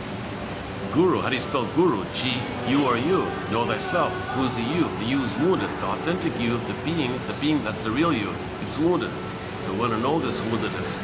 Now, we in our wounded place have defense mechanisms. Those are things we do to make us unaware of the pain around losing the authentic I. But it's the real I that we're looking for. It's frozen, it's Echo turned to stone, Snow White, Rapunzel, etc. We're looking for that kind of thing. So the defense mechanisms are just things we do to continuously. Son of a gun. I can't sit here too long. They got these massive high-def 3D food kitchen, food preparation things. There's a real. One day I'm going to talk about this. Some of these images like this.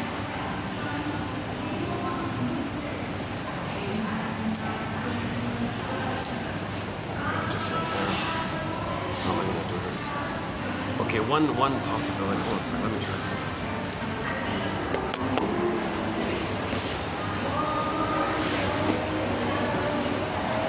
Today was a bad luck day, you know.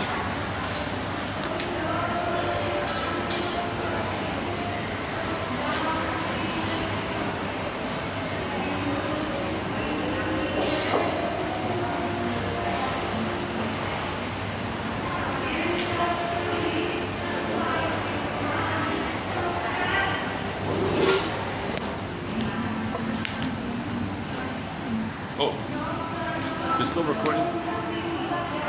Yeah, okay. Let's try this for a bit.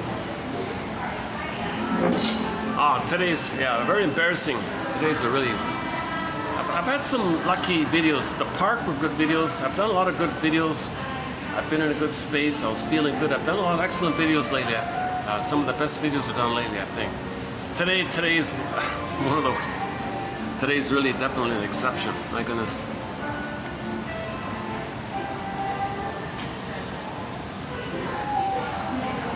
So yeah, another thing is so the so-called material or real economy, that's like the real thing. That's for a person. That's the real thing. Okay, but it's being attacked, right? That's our own anger at ourselves. So what's siphoning us, okay, is our anger is oral. Baby's in an oral phase. Oral rage, oral greed, but it's still a cry for love. Whether blocked it, turned in ourselves. So in our mind, something is siphoning us, draining us. Okay? So the us is the real economy, the material I, the real I, authentic I. And there's some kind of thing going on that's siphoning and taking away. Okay? That's our anger. It's an image. A materialized image. It's pre-linguistic, pre-verbal image, poof, condensation of the mother and how you felt rage and needed to take in. There's an image like that. So as above, so below. So on the outer, you got this material. What do you want to call it? I don't know what they call it. They call it the financial. It's not very clear, right? Financial economy. Speculation. Yeah, speculate. I guess speculators, right? So you got these speculator things, right? How do we make money off of other people? Okay, so on the outer world, you have this whole speculator thing. You know, stock market, I guess. Is that right?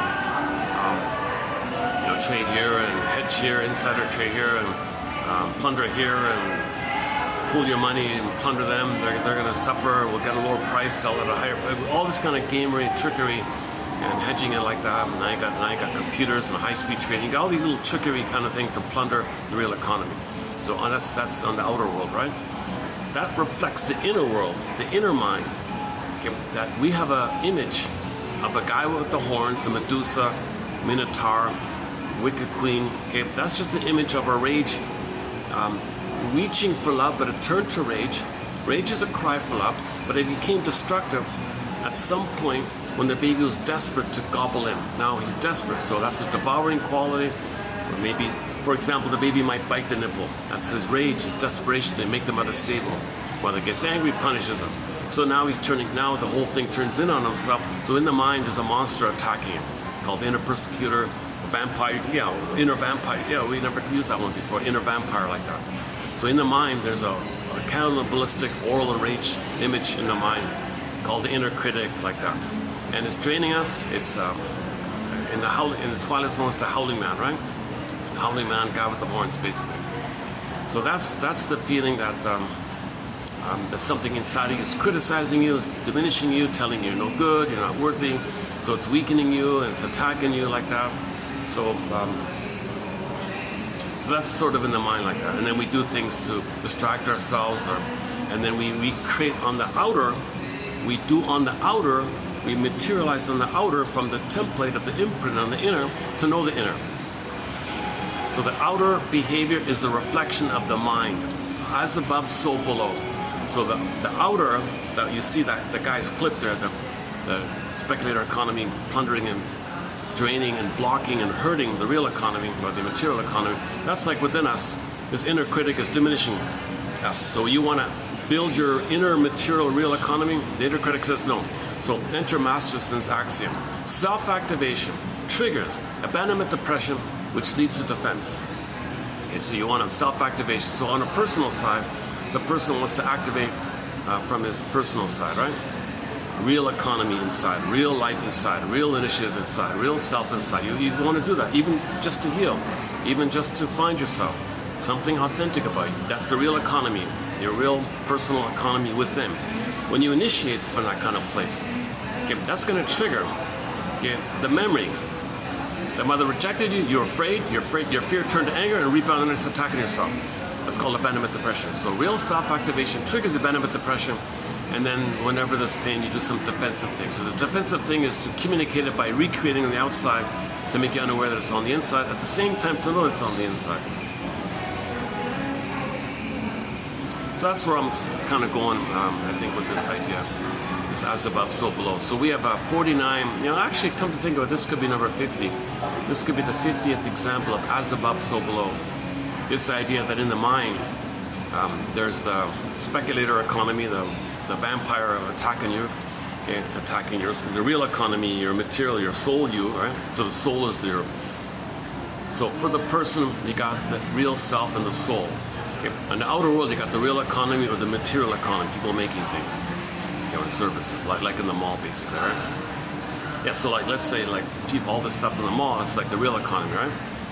But let's say you got somebody who gangs up with his friends and says, why don't we, I know the person working in there, they got trouble.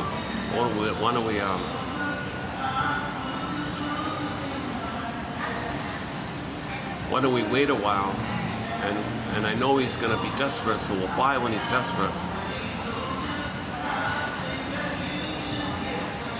And then we can sell it at a higher I'm not interested in the details of the punish. I'm not interested in these kind of tricks of how they flip things around and twist things around, high-speed algorithms and all this high-speed trading, all these kind of trickery things.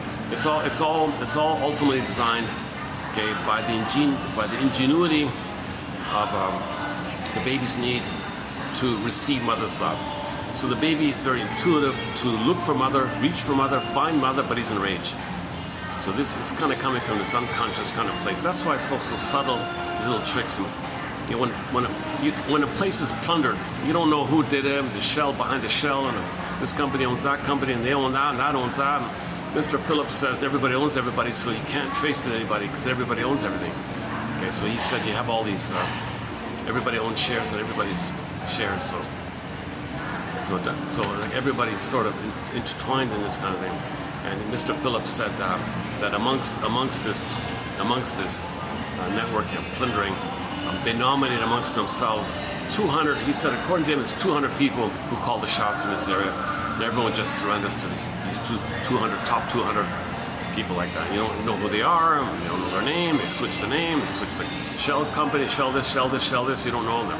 Are they in this castle? Are they on that yacht? Or are they in this penthouse? Are they there? We don't know anything. We don't know anything like that. Might even be they might even hide and open sometimes. Sometimes they're open about it, and they brag about it. I don't know, or they pretend it's not them, but they provide cover for someone else. So they pretend to be one of the 20, protect one of the 20. It's just all of this flip-floppery. It's because there's a need and a compulsion. There's a need and a compulsion to make an excuse to repeat the failure with the mother. So when you plunder the planet, you're repeating the painful failure that the baby reached for mother and it was failed. It failed. So you plunder the planet, it fails. The baby reached for the mother, it failed. A great hope fell. You heard no noise. The wreckage was within. O cunning tale that let no witness in.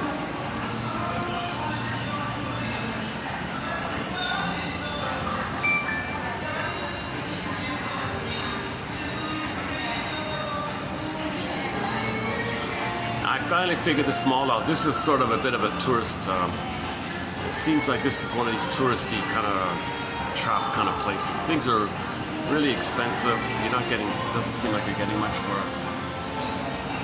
So they depend on the tour buses. I think I don't know. I'm not too familiar with this kind of area like this.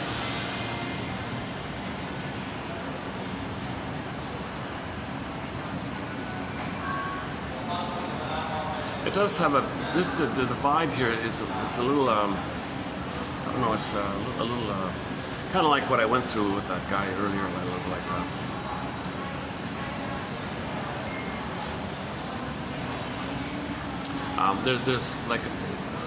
There's more security in this kind of area. Put it that way. That's maybe one way of saying it. So, although it's a nice, I mean, it's a popular, nice place nonetheless. Right? Yeah. So this is sort of a little bit of upper end. I'm not really in the main touristy kind of area. This is sort of like a side nook kind of place. It's like an uptown corner kind of place or something. It's slightly off the beaten track. The SkyTrain, you gotta walk for a good 30 minutes to the nearest SkyTrain, or take a cab or whatever. Oh, there's those awful ads. Oh, geez, right. I didn't notice it. It's right there. Let me try this. Can I do like this? Let me distract myself here. Yeah. You got these these cooking kitchen. Are they still there? Hold on a second.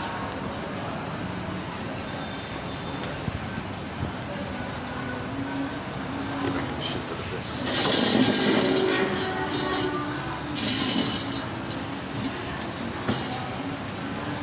It's not going to work. This one, I don't want to see that massive. Let's see it there. Yeah, that's it there, right? All right. Just I don't see it. Okay, where are we here? Let's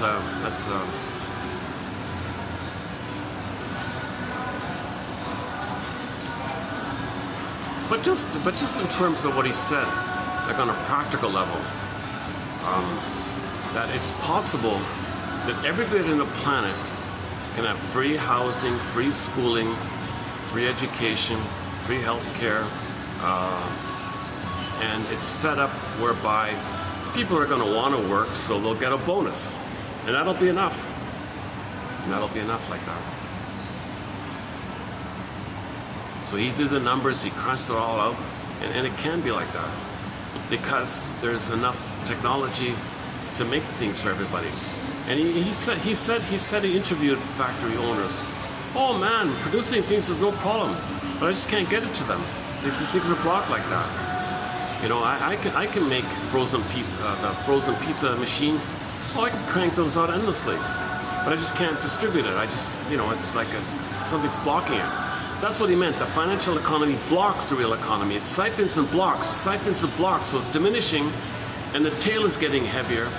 I mean, the dog, the puppy pulling the tractor's getting heavier, and the puppy's getting more tired and weaker, you see. And it's reversed. He thinks you got to switch it. Okay? You got to make it the other way around, where the financial economy feeds into the real economy, and then the real economy can be like the truck carrying the puppy, or whatever. Something like that, he said.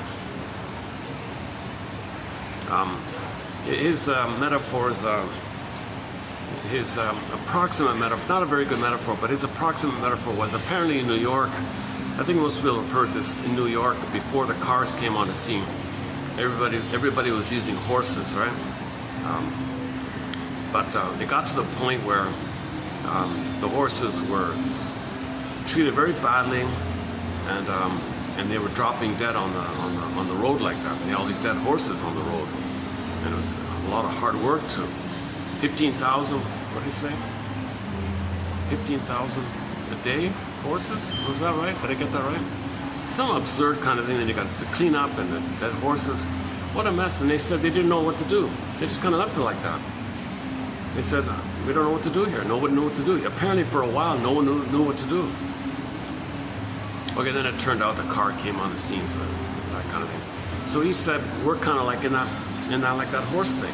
Like we're kind of like in that earlier kind of place. We don't know what to do here. But there is an out, you know, like the cars. See, not a very good example, right? You know. Yeah, that's not a very good example. Let's not use that example. And I think if he's trying to make robots and all that, he's kind of like, well, those are the cars now, then the robots are going to be like the cars. This guy, from the clip I heard, he's a huge advocate for advancing technology and creating robots and things. He's big like that. His argument was, well, you see, the cars saved the city. We don't have dead horses and manure problems. We got cars. Well, let's say like now, let's have robots. And this still feeds into the whole overall plundering mechanism. He's still feeding into this, the thing that he claims to cure. He's feeding into it with his examples. So the way he's telling it feeds the thing that he claims to be against. But if you siphon out the detail, the alluring part, like the bait part, take it off the hook and just focus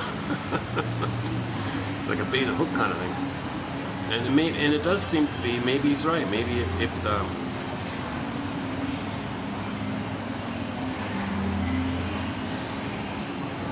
like on the YouTube, he said this thing with the, I didn't know this, but like the reason the prices go up like crazy, part of the reason is, well, you'll see it on YouTube. Go to the TED Talk, type in the guy's name.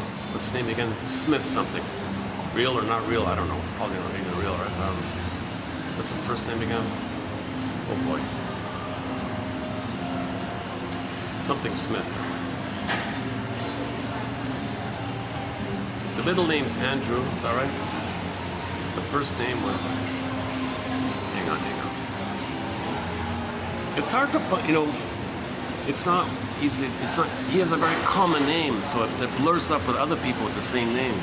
It's kind of hard to find, kind of like the Peter Phillips one, the professor. You type in the Professor Peter, you get hundreds of other people with the same name. It's the same thing with him. It's hard to find this kind of thing. So type in, what is it? What's the guy's name again? I just found it this morning. That's why I'm a little chaotic about it. But I gotta start somewhere. This will be updated at some point. Oh, Scott. Okay. So go to YouTube and type in Scott Smith TED Talks, the TED thing, and you'll see his 15 minutes spiel there, which I'm assuming is a talk version of the book here. And I noticed he just published this year, 2025, like a 100-page summary of this book, or sorry, it seems to be a second edition. So he just put out this year, 2025, a second edition of this book. This book is 2019 or something like that. I forgot, whatever it is. If you join, for 1 month, you get it free, but you got to remember to cancel, otherwise they charge you. So you can hear it for free if you remember to cancel within the 30-day trial limit, right? The trial thing.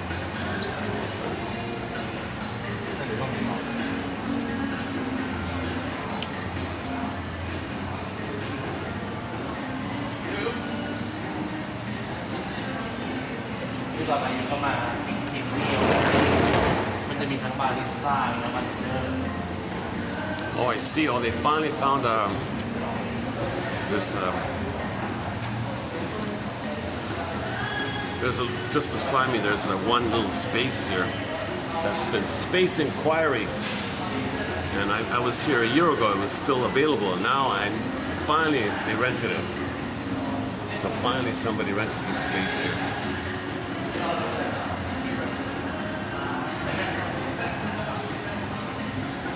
Who cares?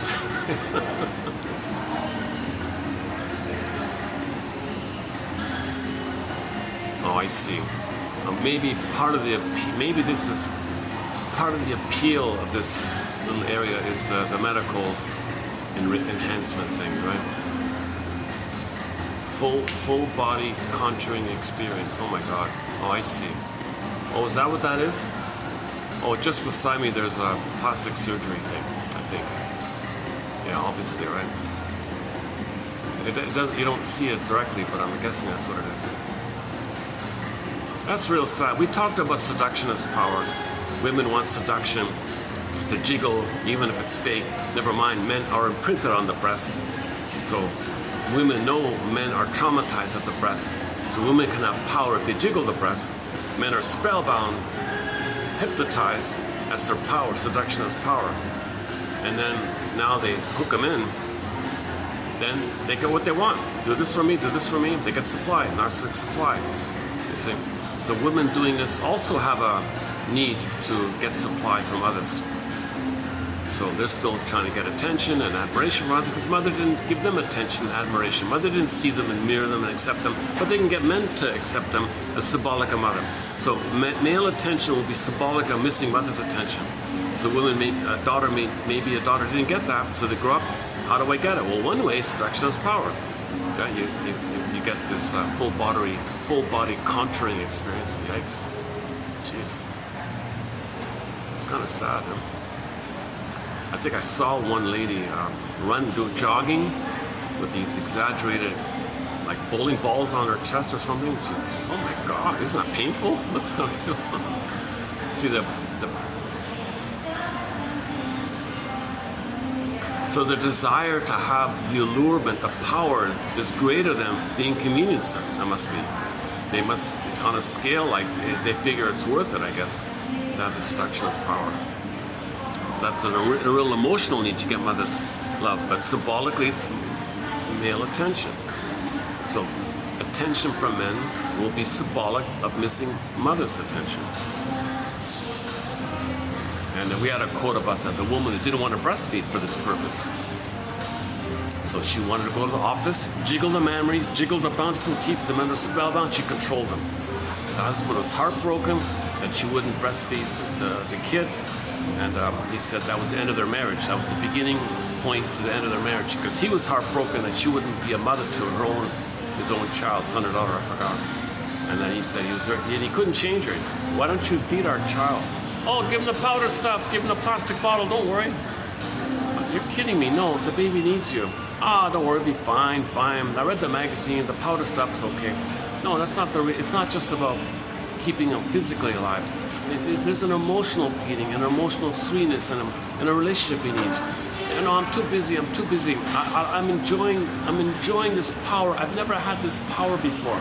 I go to the office, the men are gaga goo goo. And then I control them. I have seduction as power. If I breastfeed, I lose that. I want the maximum power. So she didn't want to breastfeed her own kids, so she go to the office to control the guys. I remember the quote was the husband said to the shrink there that was the seed point, and then a few years later they broke up or something because he couldn't take it. He couldn't change her. He couldn't persuade her to stay at home and feed and all that. No, in the fridge, it's all there in the fridge. The powder stuff's there, the schedule's there, and someone's gonna feed the baby, and he's got to go to work. He felt helpless. He felt powerless. He felt depressed that his own wife would be such a rotten mother, such a selfish, narcissistic, impaired mother like that. That's what he thought. He said. It's funny that quote comes up. It's funny about that. I gotta figure out why that quote comes up for me.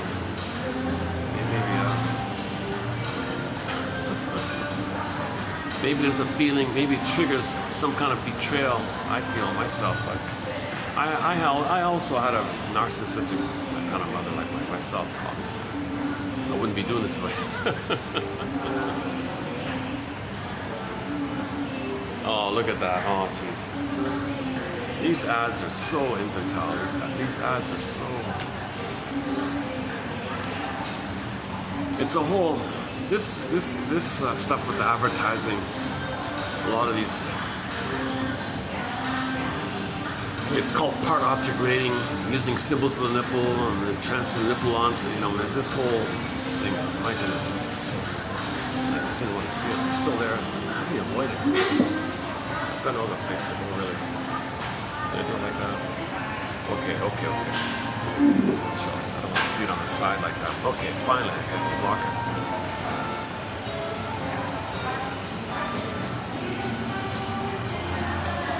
Okay, let's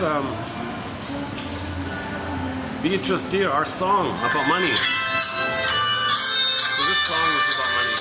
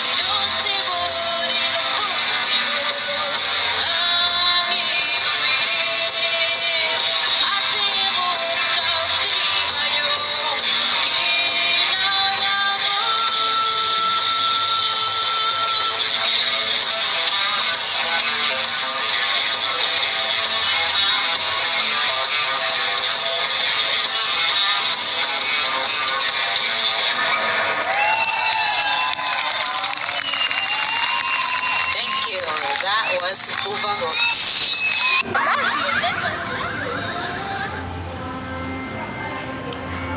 Let's see if I can squeeze in today's quotes after all. Hold on a sec.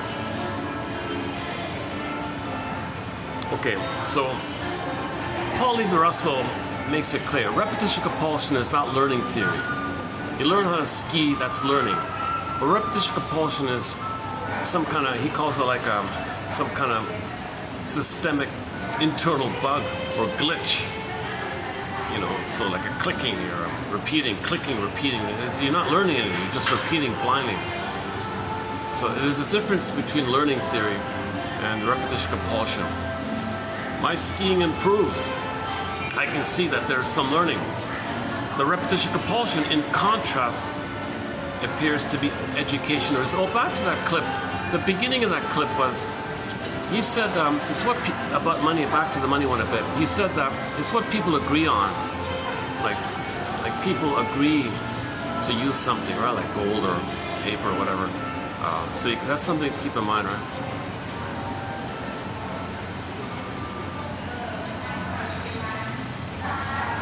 So the push for people to agree on something, you notice that, right? So it's all about agreement. It's not about any kind of intrinsic value like that, right? Even he said even gold, yes and no, because if you're living in the wilderness, gold's useless to you. How to build a hut and survive and catch your food, that's more important. Gold might not help you in any of those kind of things. Yeah, later on it had more uses, right? Yeah, that's different. That's why he's a little chaotic. This Scott guy. What's his name? Scott Smith. Is that right? Okay, back to this one. Back to skiing. Paul Levi Russell says that his skiing got better, and you could see that he was learning. He said he was a late bloomer. In his 50s, he wanted to learn how to ski. He struggled, but he learned finally, right? Okay. The repetition compulsion, in contrast, appears to be education resistant. Education resistant. Again, you learn, you repeat, you don't learn. Education resistant. There's a resistance to learning. There's a resistance to learning. You see, we're trying to learn, but we're afraid of learning. We're afraid to know our mother failed us, used us. We're afraid to know our mother betrayed us. Like, we're afraid to feel that kind of thing. Like, holy, you know what? There's a resistance to the truth. The greatest hurt of all is an immense resistance to this truth. So repetition compulsion is sort of in that area. It is as if there is some systemic internal bug. Okay, that's the neural circuit pressed in your brain. The more trauma, the more pressing. So that's why it's like a jinx or a curse or a fate. Lucy Holmes used to call it destiny. Now she calls it fate, and preserves destiny for your real self. So wrestling with the fate means wrestling with repetition compulsion. And in that clip by Chappelle, he said, yeah, it's fate, you know. Your mother and your grandmother, 500 years, you were treated badly. Well, you feel badly. No, it's a script. It's not your destiny. But they use the word fate in terms of a traumatic memory, a traumatic imprint, and it was passed down to him called PTSD. In his case, PT, the other S, SLAVED, post-traumatic slave syndrome. I don't know if people use that phrase anymore. I heard it a few times. There's a lecture on YouTube. So anyways, it's a form of PTSD.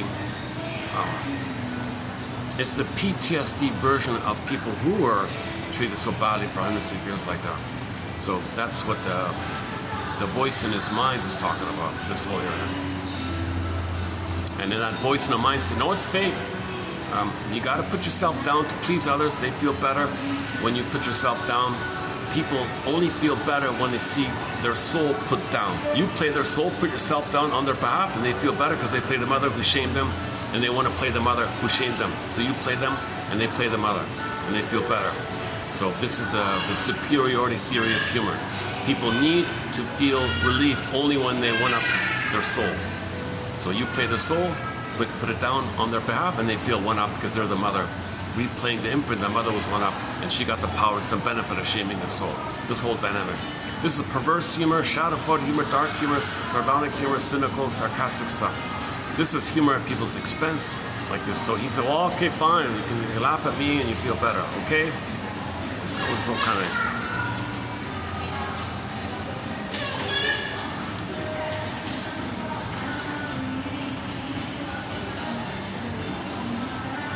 Okay, hang on. Okay. The repetition compulsion. The repetition compulsion represents the scar tissue of interruptions of attachment. Attachments the person needed in the service of emotional growth. Interruptions, therefore, in the development of the capacity to feel. Okay, so repetition compulsion is the trauma. The trauma, then there's repetition compulsion. The repetition compulsion reflects the scar of that trauma. So he likens repetition compulsion kind of like the scar tissue of the trauma. Like a physical wound, a scar, well, psychological, emotional trauma, developmental trauma, leading trauma, attachment trauma, strain trauma, ambient trauma, betrayal trauma. And the scar of that is the repetitive thing, oral fixation, repetitive, that's like the scar of this thing. So he calls repetition compulsion the scar tissue of attachment trauma, relational trauma. The repetition compulsion, much as does an addiction, operates in lieu of a relationship. Yeah, so the healing is if you have a real relationship, then you don't need to repeat. Part of the reason we repeat, because we never had a real relationship. So we repeat and recreate it, to communicate it, recreate it, and communicate and recreate. So if you can manage a real relationship, you're feeling new, you're relating in a new way, then you don't need to repeat. And when people are in a relationship, they give up smoking, drinking, greed, and all those other things, right? The repetition compulsion, much as an addiction, operates in lieu of a relationship. So just like some people are addicted to their behavior, they're addicted to narcissism, that's in lieu of a relationship. Narcissism, if they're addicted to narcissism, there's no relationship. So it's in lieu of a relationship. People with narcissism are in a solid bubble in their own little dollhouse. Them and everyone is a doll. They control, like the child playing with the dolls. They assign roles to everybody as if they're a doll, and just as the child tells the dolls, you play this role, you play that role, and the child assigns these roles and controls the dolls, a person with narcissism operates sort of in that little bubble like that. He doesn't leave the dollhouse role like that. Just like a 1-year-old kid in the playpen plays with himself with the toy, doesn't recognize the other kids too much. It's a sort of similar kind of idea. So that's in lieu of a relationship. So narcissism is considered addictive because you're in this blissful bubble of just you and yourself like that.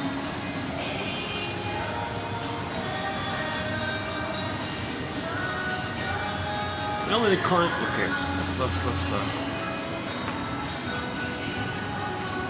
she left, oh, is that the same one or is it a different one?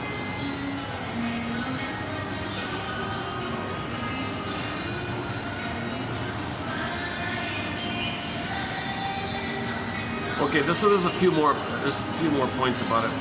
What's this one here? The trauma may be a specific injury, or it may be the traumatizing effect of a family system. Okay, so that's the ambient, the atmosphere, the family system, the whole atmosphere, and then the child is traumatized just by the general toxic atmosphere like that. So that's called ambient trauma. By repeating over and over again the known path of the familiar trauma, the person, paradoxically, is trying to remain safe and avoid risk. So it's familiar, it's all you know. The only way to how to feel and relate is to repeat the thing that you learned. It's familiar, it's painful. Familiar, you take the first part of the word familiar, familial, family. The second part of the word familiar is liar. I played the song Ain't That Peculiar. Okay, so check out the lyrics of the song Ain't That Peculiar. And I played the cover by the band Fanny recently.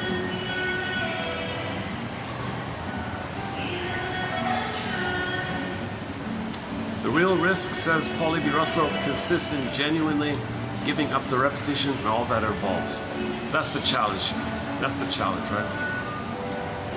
Are you willing to give up the repetition compulsion? Because if you do, that means you give up the hope for a better childhood. When you give up repetition compulsion, you're giving up hope to receiving mother's love in the past. Can you do that? It sounds so simple, right? But it's really not.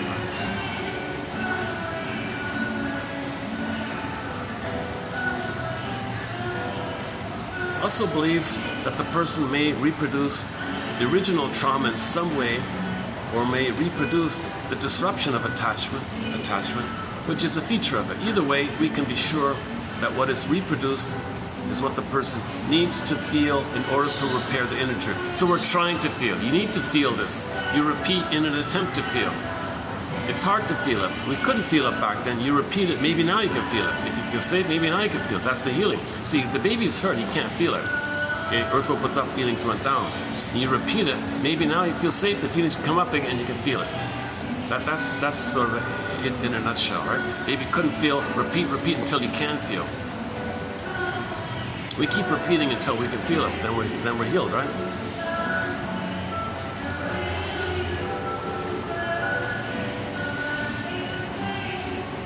Also highlights the way the therapist must be both affectively inside the enactment and outside of it, so as to be able to see what's happening.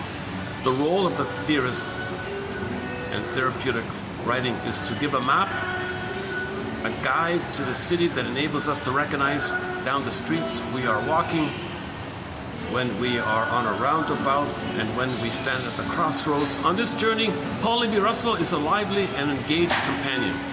Yeah, so she was reviewing his work here. So his discussion of repetition compulsion is kind of giving you that thread for the labyrinth. You need a thread when you go in the labyrinth. Some way to discern and reflect and give you a little guide like that. So his writings give you a bit of a guide. So these quotes here from him, it starts from 31 and goes to 6 here. So we just finished his quotes here. And there's some earlier ones from a couple of years ago. Compulsion to repeat, an archaic solution to a riddle from childhood. Early non-linguistic solution to a behavioral challenge during childhood. Manages to establish itself as a permanent solution to the child's challenge because of the lengthy time a child has to rely on non-linguistic solutions. It's disguised because it's an archaic pre-linguistic solution in the context of adulthood. It's neurotic because an adult has the resources to achieve a better solution and to make the whole process conscious through words. So now we have words, that's what the exercise is all about. That's what the task is all about. The hero's journey is all about. Put this to the words. The baby was pre-linguistic, now we have linguistic, or now we have language.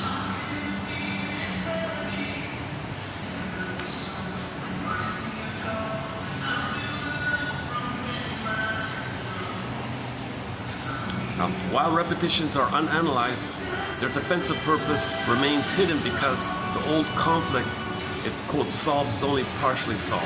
It's a compromise, right? A compulsion to repeat is a partial pre-linguistic solution to a childhood conflict. A need to reunite with the parental figures, especially in times of stress. Yeah.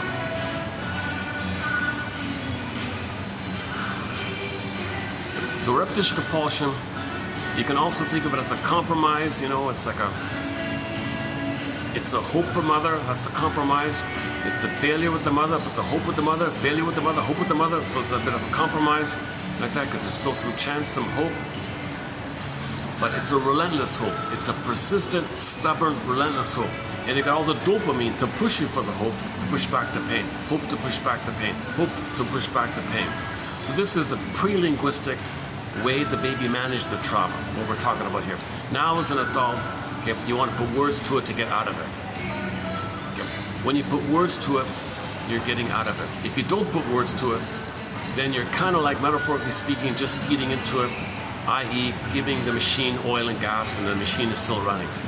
So the machine was laid in, but when you're an adult, you're feeding it by giving it oil and gas, he said.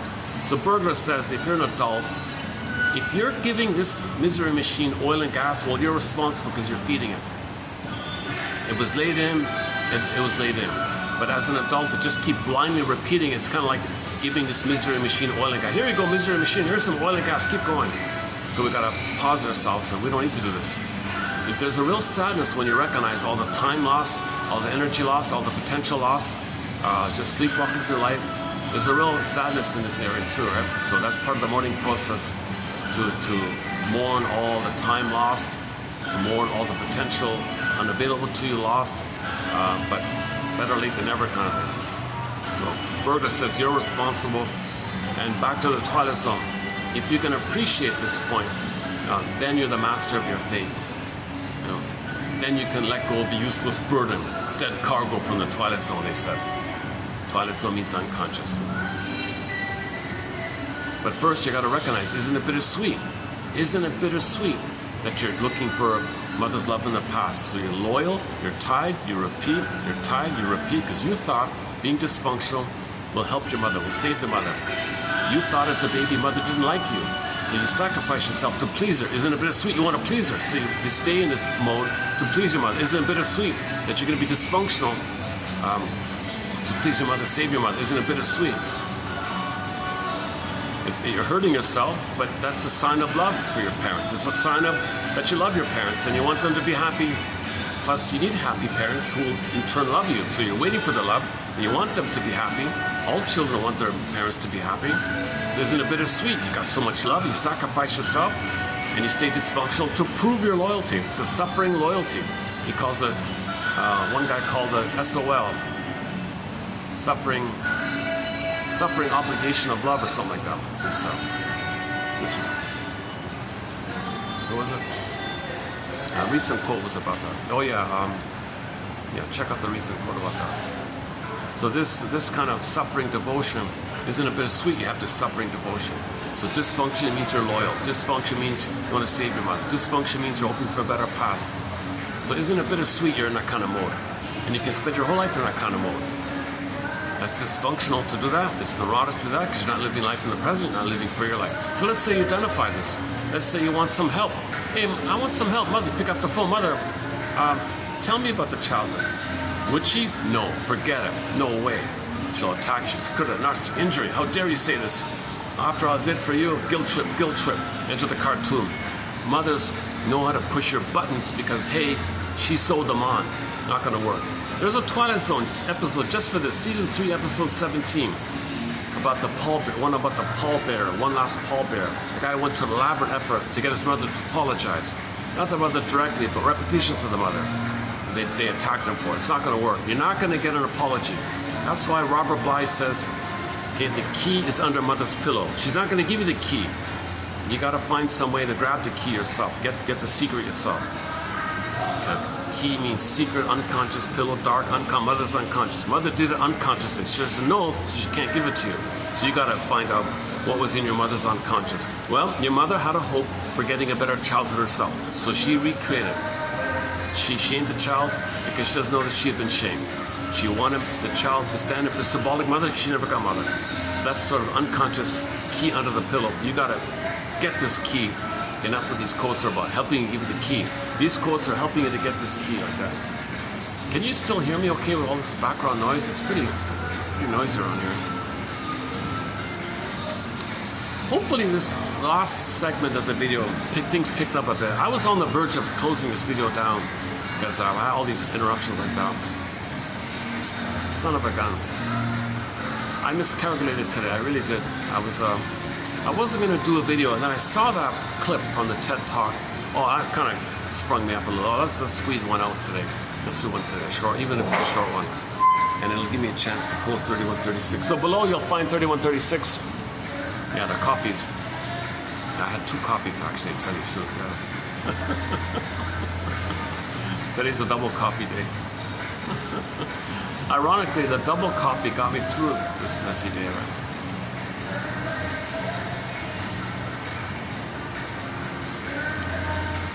Yeah, I was thinking like when someone was a little behaves in a certain way, you gotta always think a little bit, they're communicating, that's what happened to them. People communicate behaviorally. It's pre-linguistic, right? Pre-linguistic. So the way people are, the way people behave, sometimes it's communication. They want to say, they don't know that they want to say it, but they want to say unconsciously that they didn't like how they were treated, so they're imitating it. That's what compels them to act like that, because that's the thing, that's the nature of pain. You identify with the aggressor to minimize the pain, you act like the aggressor, but you're stuck there and you're repeating it, and that's a talionic feeling. I hated that my mother did this, let me act like her. I want to show her up. My dysfunction is a testimony, it's a monument.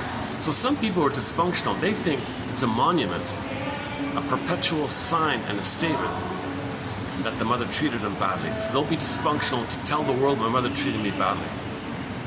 And the difficulty to get out of this is without any kind of understanding, it's hard to give that up because you feel like you're going to deny your anger around what your mother did, and you don't want to betray yourself even further. Mother betrayed you, you're angry, and you want to push down your anger and pretend you're not angry and try to be successful.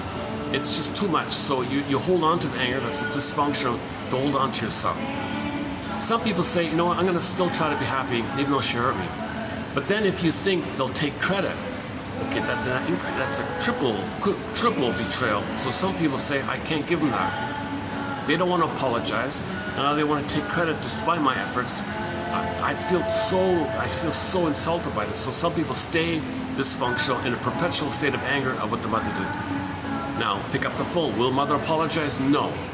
If the mother's narcissistic, she cannot apologize because a narcissistic mother doesn't have the identity to apologize, the I to apologize. You need an I to apologize. Oh my goodness. Oh, I just noticed something here. Can you hear me when I'm... Oh, she didn't even hear me when I asked her. The lady walked out of this shop. I was thinking maybe she can hear me. Well, I just noticed something. There's another shop in front of me. Oh my goodness. Oh my goodness. All these little things women can do with themselves.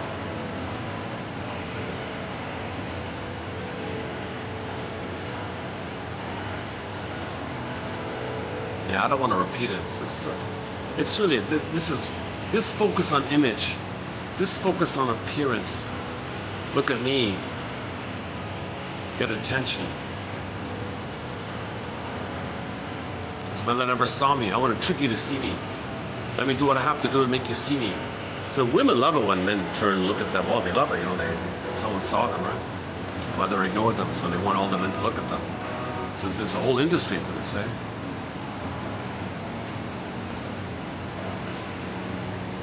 I don't even know what some of these things, I'm trying to figure out what some of these things mean. I'm not even sure what some of these things mean. Eyelash extension, I know what that means. Eyelash extension, okay, that one I understand. Lash lifting, okay, I guess I can figure that one out. You lift the lash, eyelashes, you lift it. Yikes, what does that mean? Ugh. Eyelash extension, I understand. Lash lifting, what does that mean? You lift the lash? What the hell? Ugh. And the other ones I don't want to mention, but they get worse. The most mildest procedure I see here is eyelash extension. And each one down the list gets worse and worse. And the last one is something...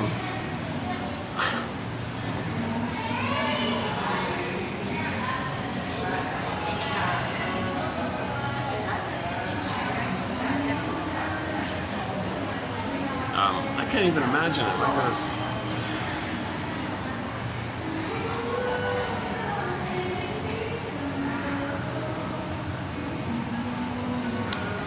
Sarno says that when people do things on the body, like if there's a physical pain, for example, or something on your body focused, it distracts you from your emotional issues. So if you have some attention outwardly somehow, your mind is on the outside thing, that distracts you from emotional issues. So some people might have a physical symptom, they might have a sore ache and all that, and focus on the symptom to distract them with the emotional issue. Right? So these kind of things seem to be like creating an outer issue to distract yourself from the pain of the emotional issue. Right? Sarno thinks, he kind of emphasizes this about psychosomatic symptoms. Yes, they reveal and conceal the conflict with the mother. It's a conversion, it converts to the body, okay, it blips into the body, it converts to the body. So the anger towards the mother goes in, goes to the body, click, and you get a symptom. It converts. It reveals and conceals. The pain of the symptom is the cry to the mother, rage to the mother, go to the body, in like it. So psychosomatic symptoms reveal and conceal the rage to the mother, and it converts in the body like that. That's called conversion, or it's compromise formation like that. And then Sarno adds the point, people like that because now they can focus on the pain to distract them with the emotional issues that cause that. They focus on the symptom. Focus on the symptom, don't look at what caused the symptom. So that's a defense against the real issue of mourning. You can't mourn, so focus on the symptom. It's distraction. So some of the things I see here might be like kind of creating some kind of synonymous thing, some kind of thing on the outside, and you can focus on that. One of them in particular is gruesome. I don't want to mention it, my goodness. Holy, oh my God. First time seeing this, there's a procedure it seems somebody can do that's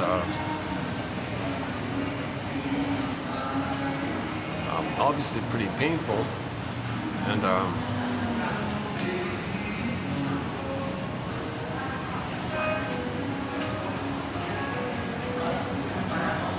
but Lucy Holmes says some women, they're so psychologically interested in the power of the procedures. They focus on that.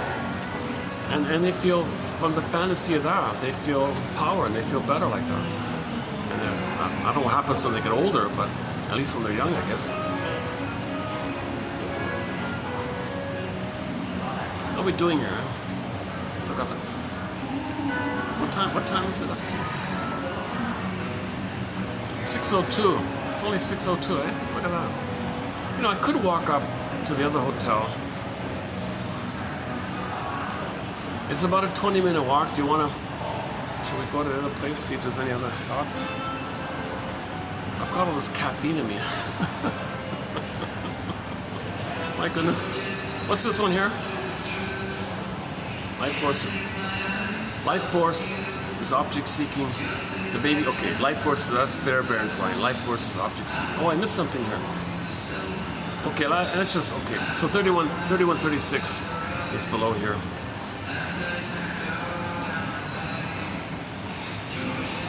Yesterday we talked about the humor one a bit, today the money one a bit. You know, that humor topic is interesting, about the relief theory of humor, the benign violation of your expectations theory of humor, and the superiority part, that only applies to trauma in the earlier place of the narcissism. And then you got the playful humor of later on, where people are better off healing. And that's the human healing, to move towards what Melanie Klein calls the quote-unquote both-and position versus the either-or position. So the either-or, that's the more troublesome one. That's survival mentality. When baby's nursing, it's heaven and hell. You're coming from that kind of place. Things are extremes about survival. So the idea is to interrupt either-or and focus on both-and. So Mr. Behrman's humor tries to interrupt either-or and find the both-and. So we discussed that yesterday a bit and the day before. That's going to be copyrighted, I know that, isn't it?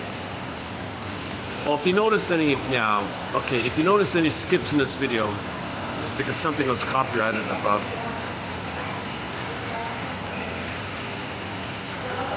Although it is a fun song, if you're not hearing it, it's a happy song. This is like a wedding kind of song, right? This is one of the most popular feel-good songs, right? You're too good to be true. Can't take my eyes off you.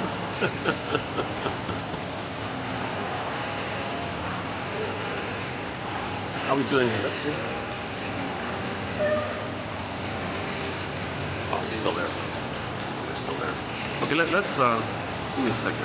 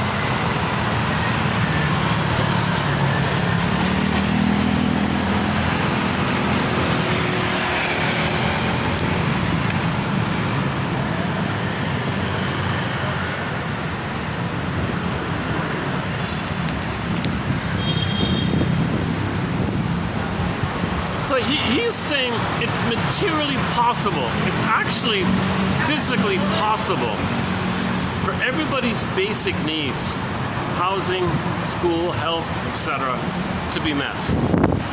And everybody would be given enough money for their basic needs, food and all that.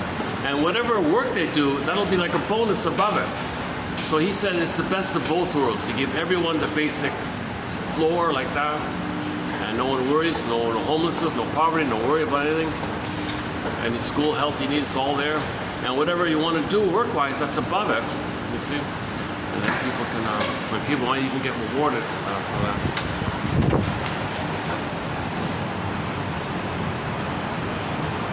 And it's designed in such a way that that whatever surplus, it always feeds back into the real economy, or the material economy, the real economy, the material economy. Oh, things are quiet. Look at this. Oh my goodness. There's a spot on the top floor. Give it a try here. Oh, you know, there's a, not this one, but I'm reminded of there's a vending machine. Someone's very clever. I thought of it for myself almost. Somebody sells little chocolates with inspirational slogans on the wrapper, and they're pretty thoughtful.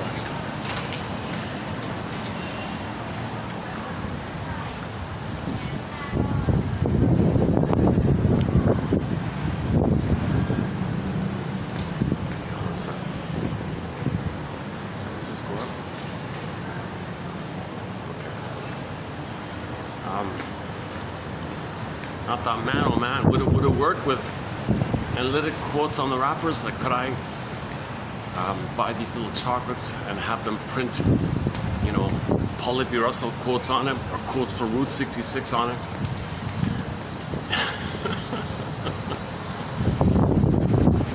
Like from the Drop Dead Diva show, a guy had a midlife moment. He said, I wonder what's worse, to realize you're no longer who you are, or that you still are what you've always been. Like a quote like that, people don't know it, right? Also from that,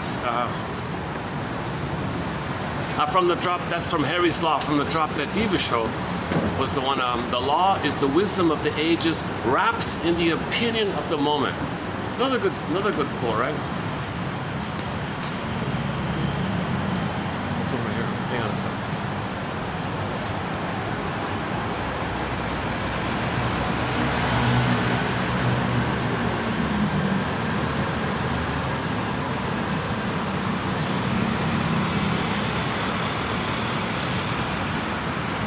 I missed it. It's up there. Huh?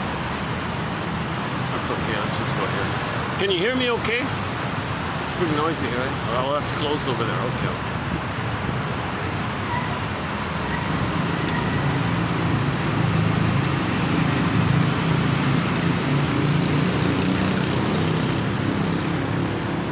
You know, like repetition compulsion.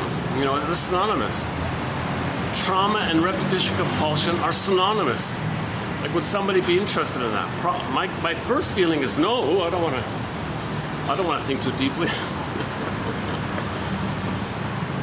Or narcissist is looking in the pool of water, staring at his reflection. He's there waiting for his mother to appear to see him. She never appears, and he morphs into the flower to represent the addiction that he can't leave that place, and he was addicted to waiting, to the pain, but he was waiting, and the addiction made him, oh,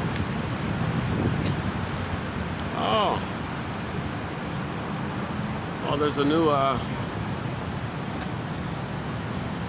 my goodness, there's quite a high turnover. Some of these businesses, it's really true, a lot of these businesses, I don't know, there's a fair high turnover in some of these places. Is there light over here? What kind of find some light? Hold on a second. Oh, here we go.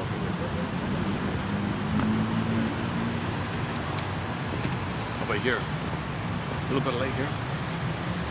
Not too much. Man, oh man, this caffeine. I tried a new coffee shop. It's very strong. Yeah, the barista said, "Do you want dark or medium?" I said, "Oh, give me the dark." That's pretty. Is that true? The dark roast is stronger than.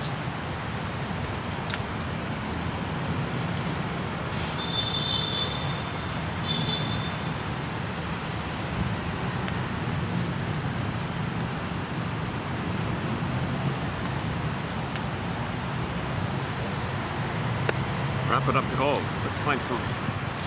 We're gonna get some light. How about here? A little bit. Oh, a little bit here. Not too much. Go like this. So everything's too dark here. So, for example, with Behrman, he would interrupt your either/or thinking, right? So. So one lady said to him, "Come on, which is it, Mr. Behrman?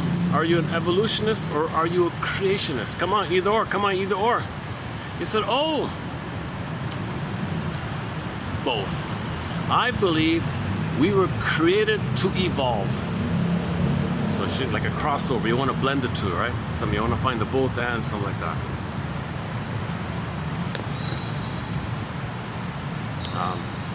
So humor that doesn't shame you, but maybe validate what you're going through, offer you a little empathy and acceptance of what you're going through. That's okay, like that.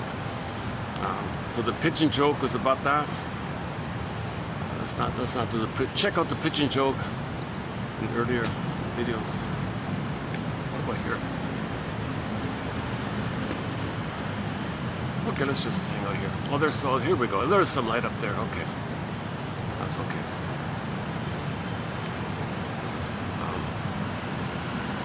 You know, one friend of his was very stubborn or something, quote unquote, ultra conservative. His other friend was kind of the opposite, ultra progressive and liberal like that. So he said to the two friends, "Hold the phone, you two. I want each of you, I'd love it if each of you could tell me what you would both respectively like to preserve and progress within you, for yourself. What do you want to conserve and what do you want to progress? So look within and find the two for yourself." So he's trying to interrupt either or. You know, you by me go, you know, either or. He wants to look within and find the two sides. And whenever there is prejudice or anger, loop it back to the childhood fear. Anger or prejudice on the outside, externalized, you loop it back to the original childhood fear when you thought you felt tension and fear that your mother was going to meet your needs. And it led to the anger, then you project it onto others. So the anger, the present, loop it back to the childhood fear. That's another point made by Miss, what's her name? From an old book in the 40s or 50s, I forgot.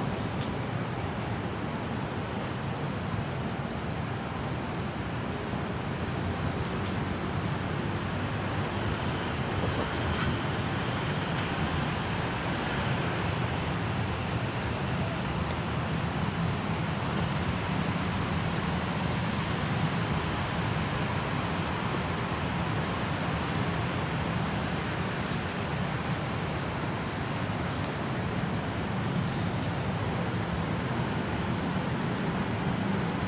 Oh, here we go.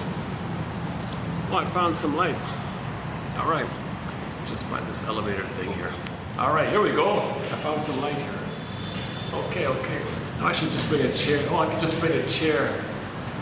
Oh, look at this. Oh, okay. I could bring my chair, my folding portable chair, bring it here, and do a video here. I could do a video here. What do you think? This elevator's not too busy up here at night, and there's light here. Oh my God. I've been struggling to find venues at night with enough light, and here we go. Look at that. Hopefully some guard doesn't come running out. Well, I could give it a try.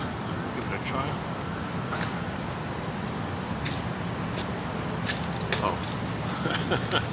I found it, then I left it. Boy, I'm jittery today, my goodness. Yeah, I'm really jittery with all this caffeine in me. I'm not a caffeine drinker. Two strong coffees today has made me really jittery. My goodness.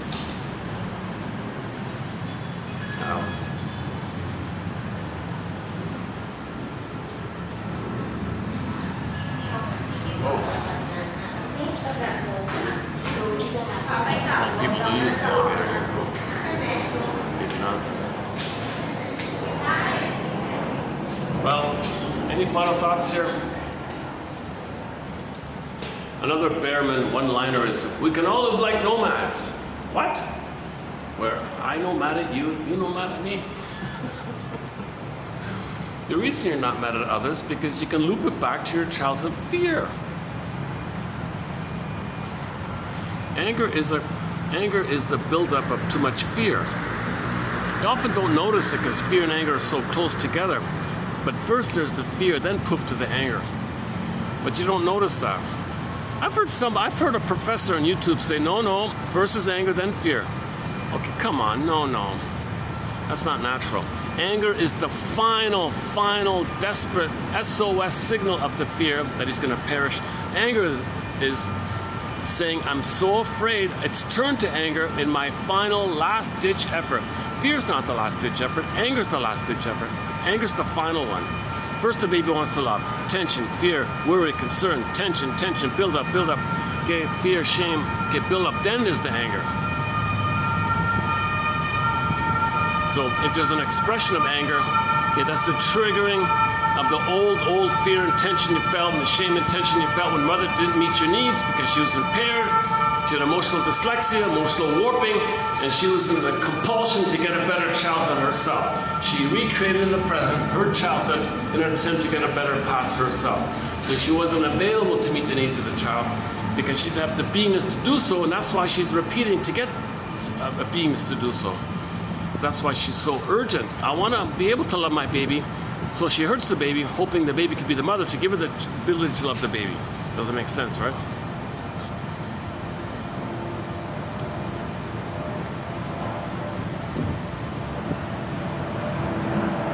I'm thinking about that song, eh? It's so good to be true. Can't take my eyes off.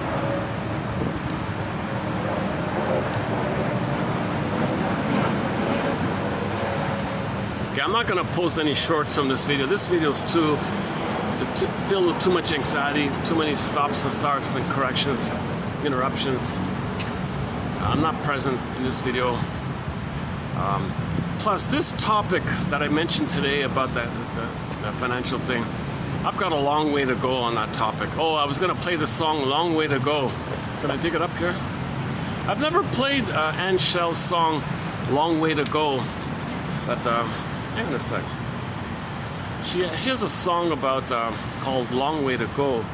And I was thinking, man, oh man, if I'm going to try to incorporate, you know, this two economy idea, the tale of two economies idea into psychoanalysis, I've got a long way to go. Because I'm not interested in this whole tricks of the plunder system, you know, this whole manic, justified feeling of and so on. So I've got a long way to go if I'm going to ever try to intermingle and try to understand how the sociological outer tale of two economies reflects the tale of the inner conflict. So the inner conflict between the real self and the plundering anger image attacking us, okay, this inner conflict like that, the need to be ourselves and the fear and the anger attacking ourselves, this inner conflict, it's reflected on the outer world with the material economy and the speculator plundering economy. So that's an outer conflict. There's an outer conflict between people wanting to build and people wanting to plunder, you know, the people who are building.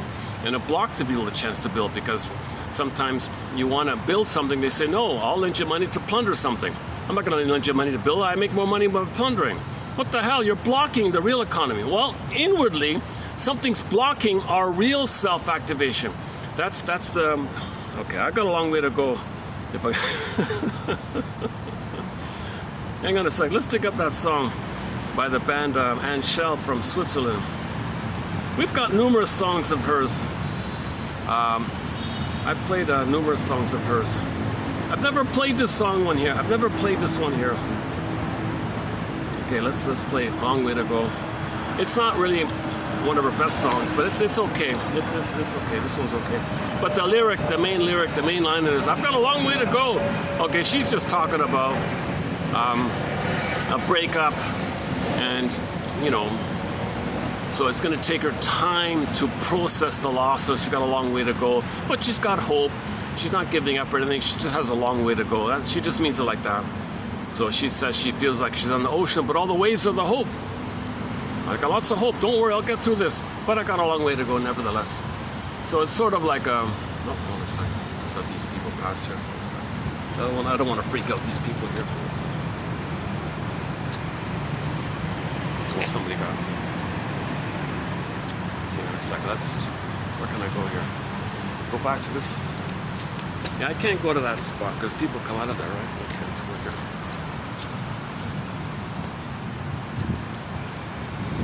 Okay, this is okay. So let's just take a brief musical break here. So I just want to acknowledge that if I'm going to include this kind of material, I've got a long, long way to go.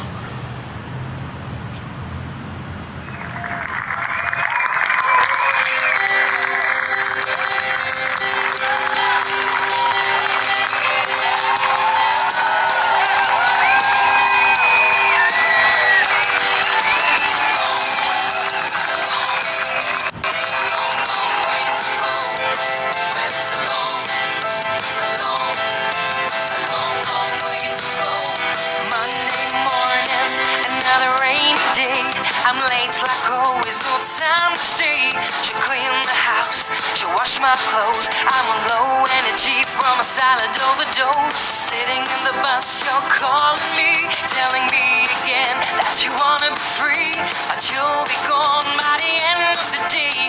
Life's a bitch, what can I say?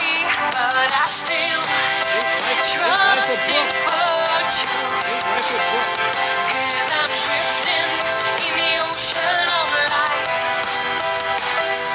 Waves of hope are giving me shelter, and the deep dark blue makes me strong. It's a long, long, long way to go.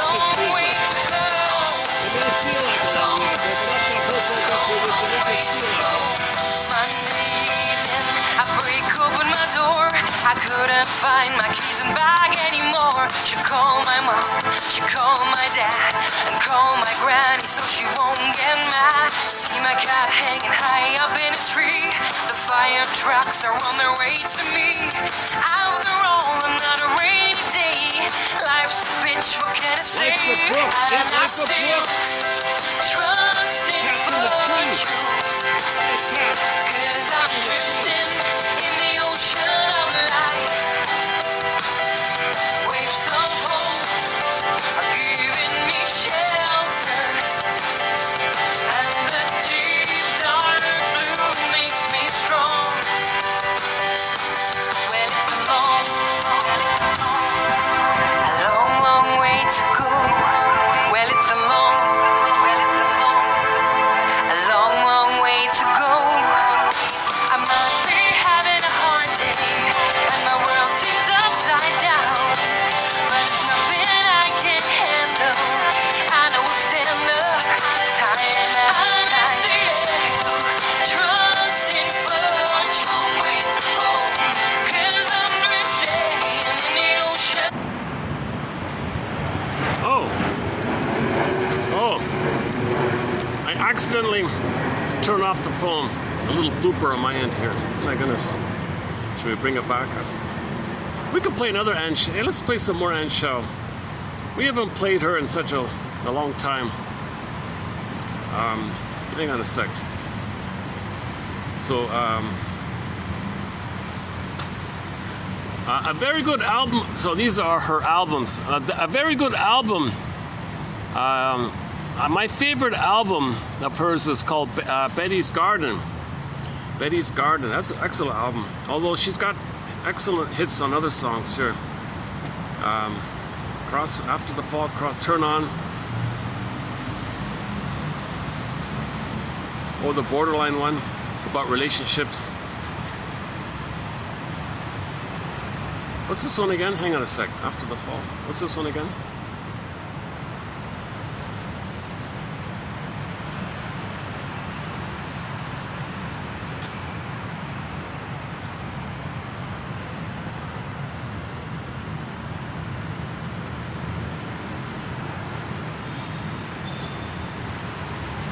Oh, what happened here?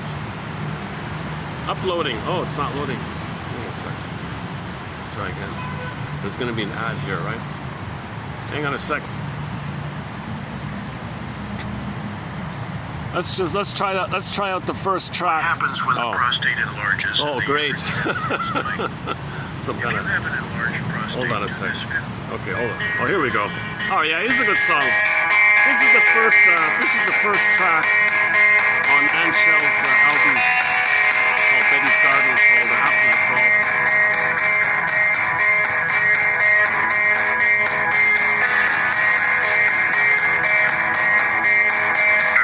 Please no more talking over things that I shouldn't do. No need to rehash my old fears and mistakes. I paid my dues and went through hell just as much as you. No need to worry, cause my life is just great. Maybe it was time to let go. Maybe this is just what I wanna be. I appreciate your good advice, but I don't care if that's what you need.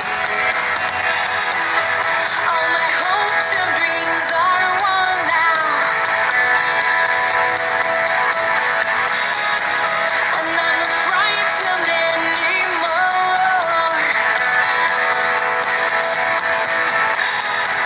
I knew the sun would catch me someday, 'cause this is life after all.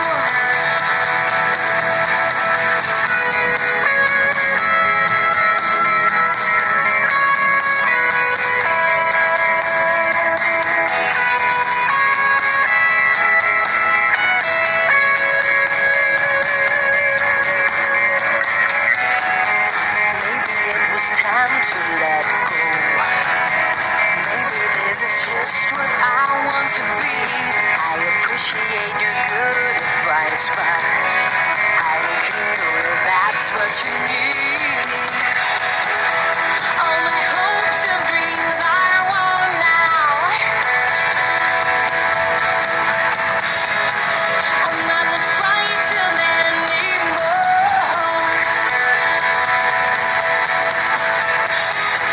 I knew the sun would catch me someday,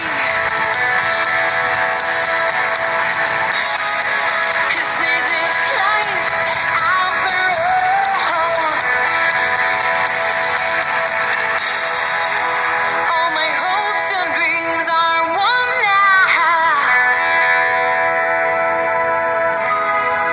and I'm not searching anymore.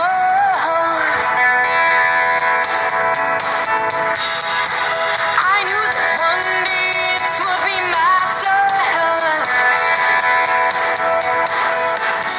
There must be a reason after the fall.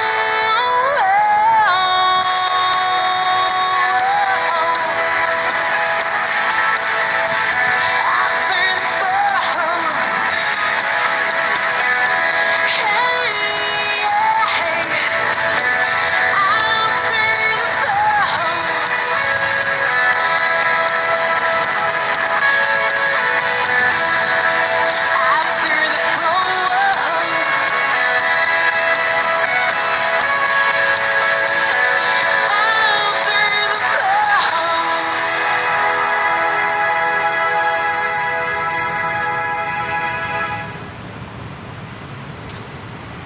And the second one's good too, yeah. That's a great album. Check out this album by the band Ann Shell called Betty's Garden. This is the second track. This is also good.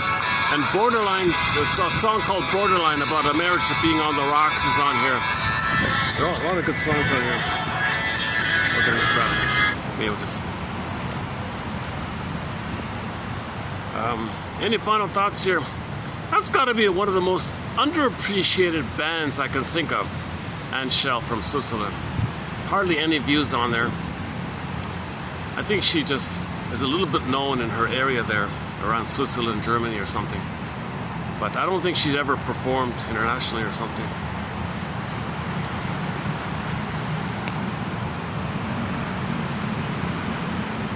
Well, any final thoughts here? Any closing comments? Actually, Steve Behrman has a clever ending. When he completes an interview, they say, all right, thanks for the interview, nice talking to you. And he says, namaste to you too. Namaste, and I must go. I must go. He does a rhyme play with namaste, and now I must go. Namaste, and now I must go. So thanks very much. All right, maybe I'll work on that one. My current closing line is, rain or shine, for the love of narrative medicine, may the psychoanalytic force be with you. One time there was a coffee message that said, may the caffeine be with you. So I borrowed that line. May the psychoanalytic force be with you. May metaphors be with you. The metaphors. Metaphors also bridge both and metaphors. Metaphors link the unconscious to the conscious. Sometimes the metaphor has that effect to link. That's the power of metaphor. Something unconscious to conscious, you bridge it like that. It's a metaphor. That's something like that. And the conscious, you understand, something you can't see. With a metaphor like that. This refers to something you can't describe. This is analogous like that. Metaphors. Metaphors be with you. Metaphors be with you. And may the psychoanalytic force be with you. Thanks very much. We'll see you in 31, 37. Until then, metaphors be with you.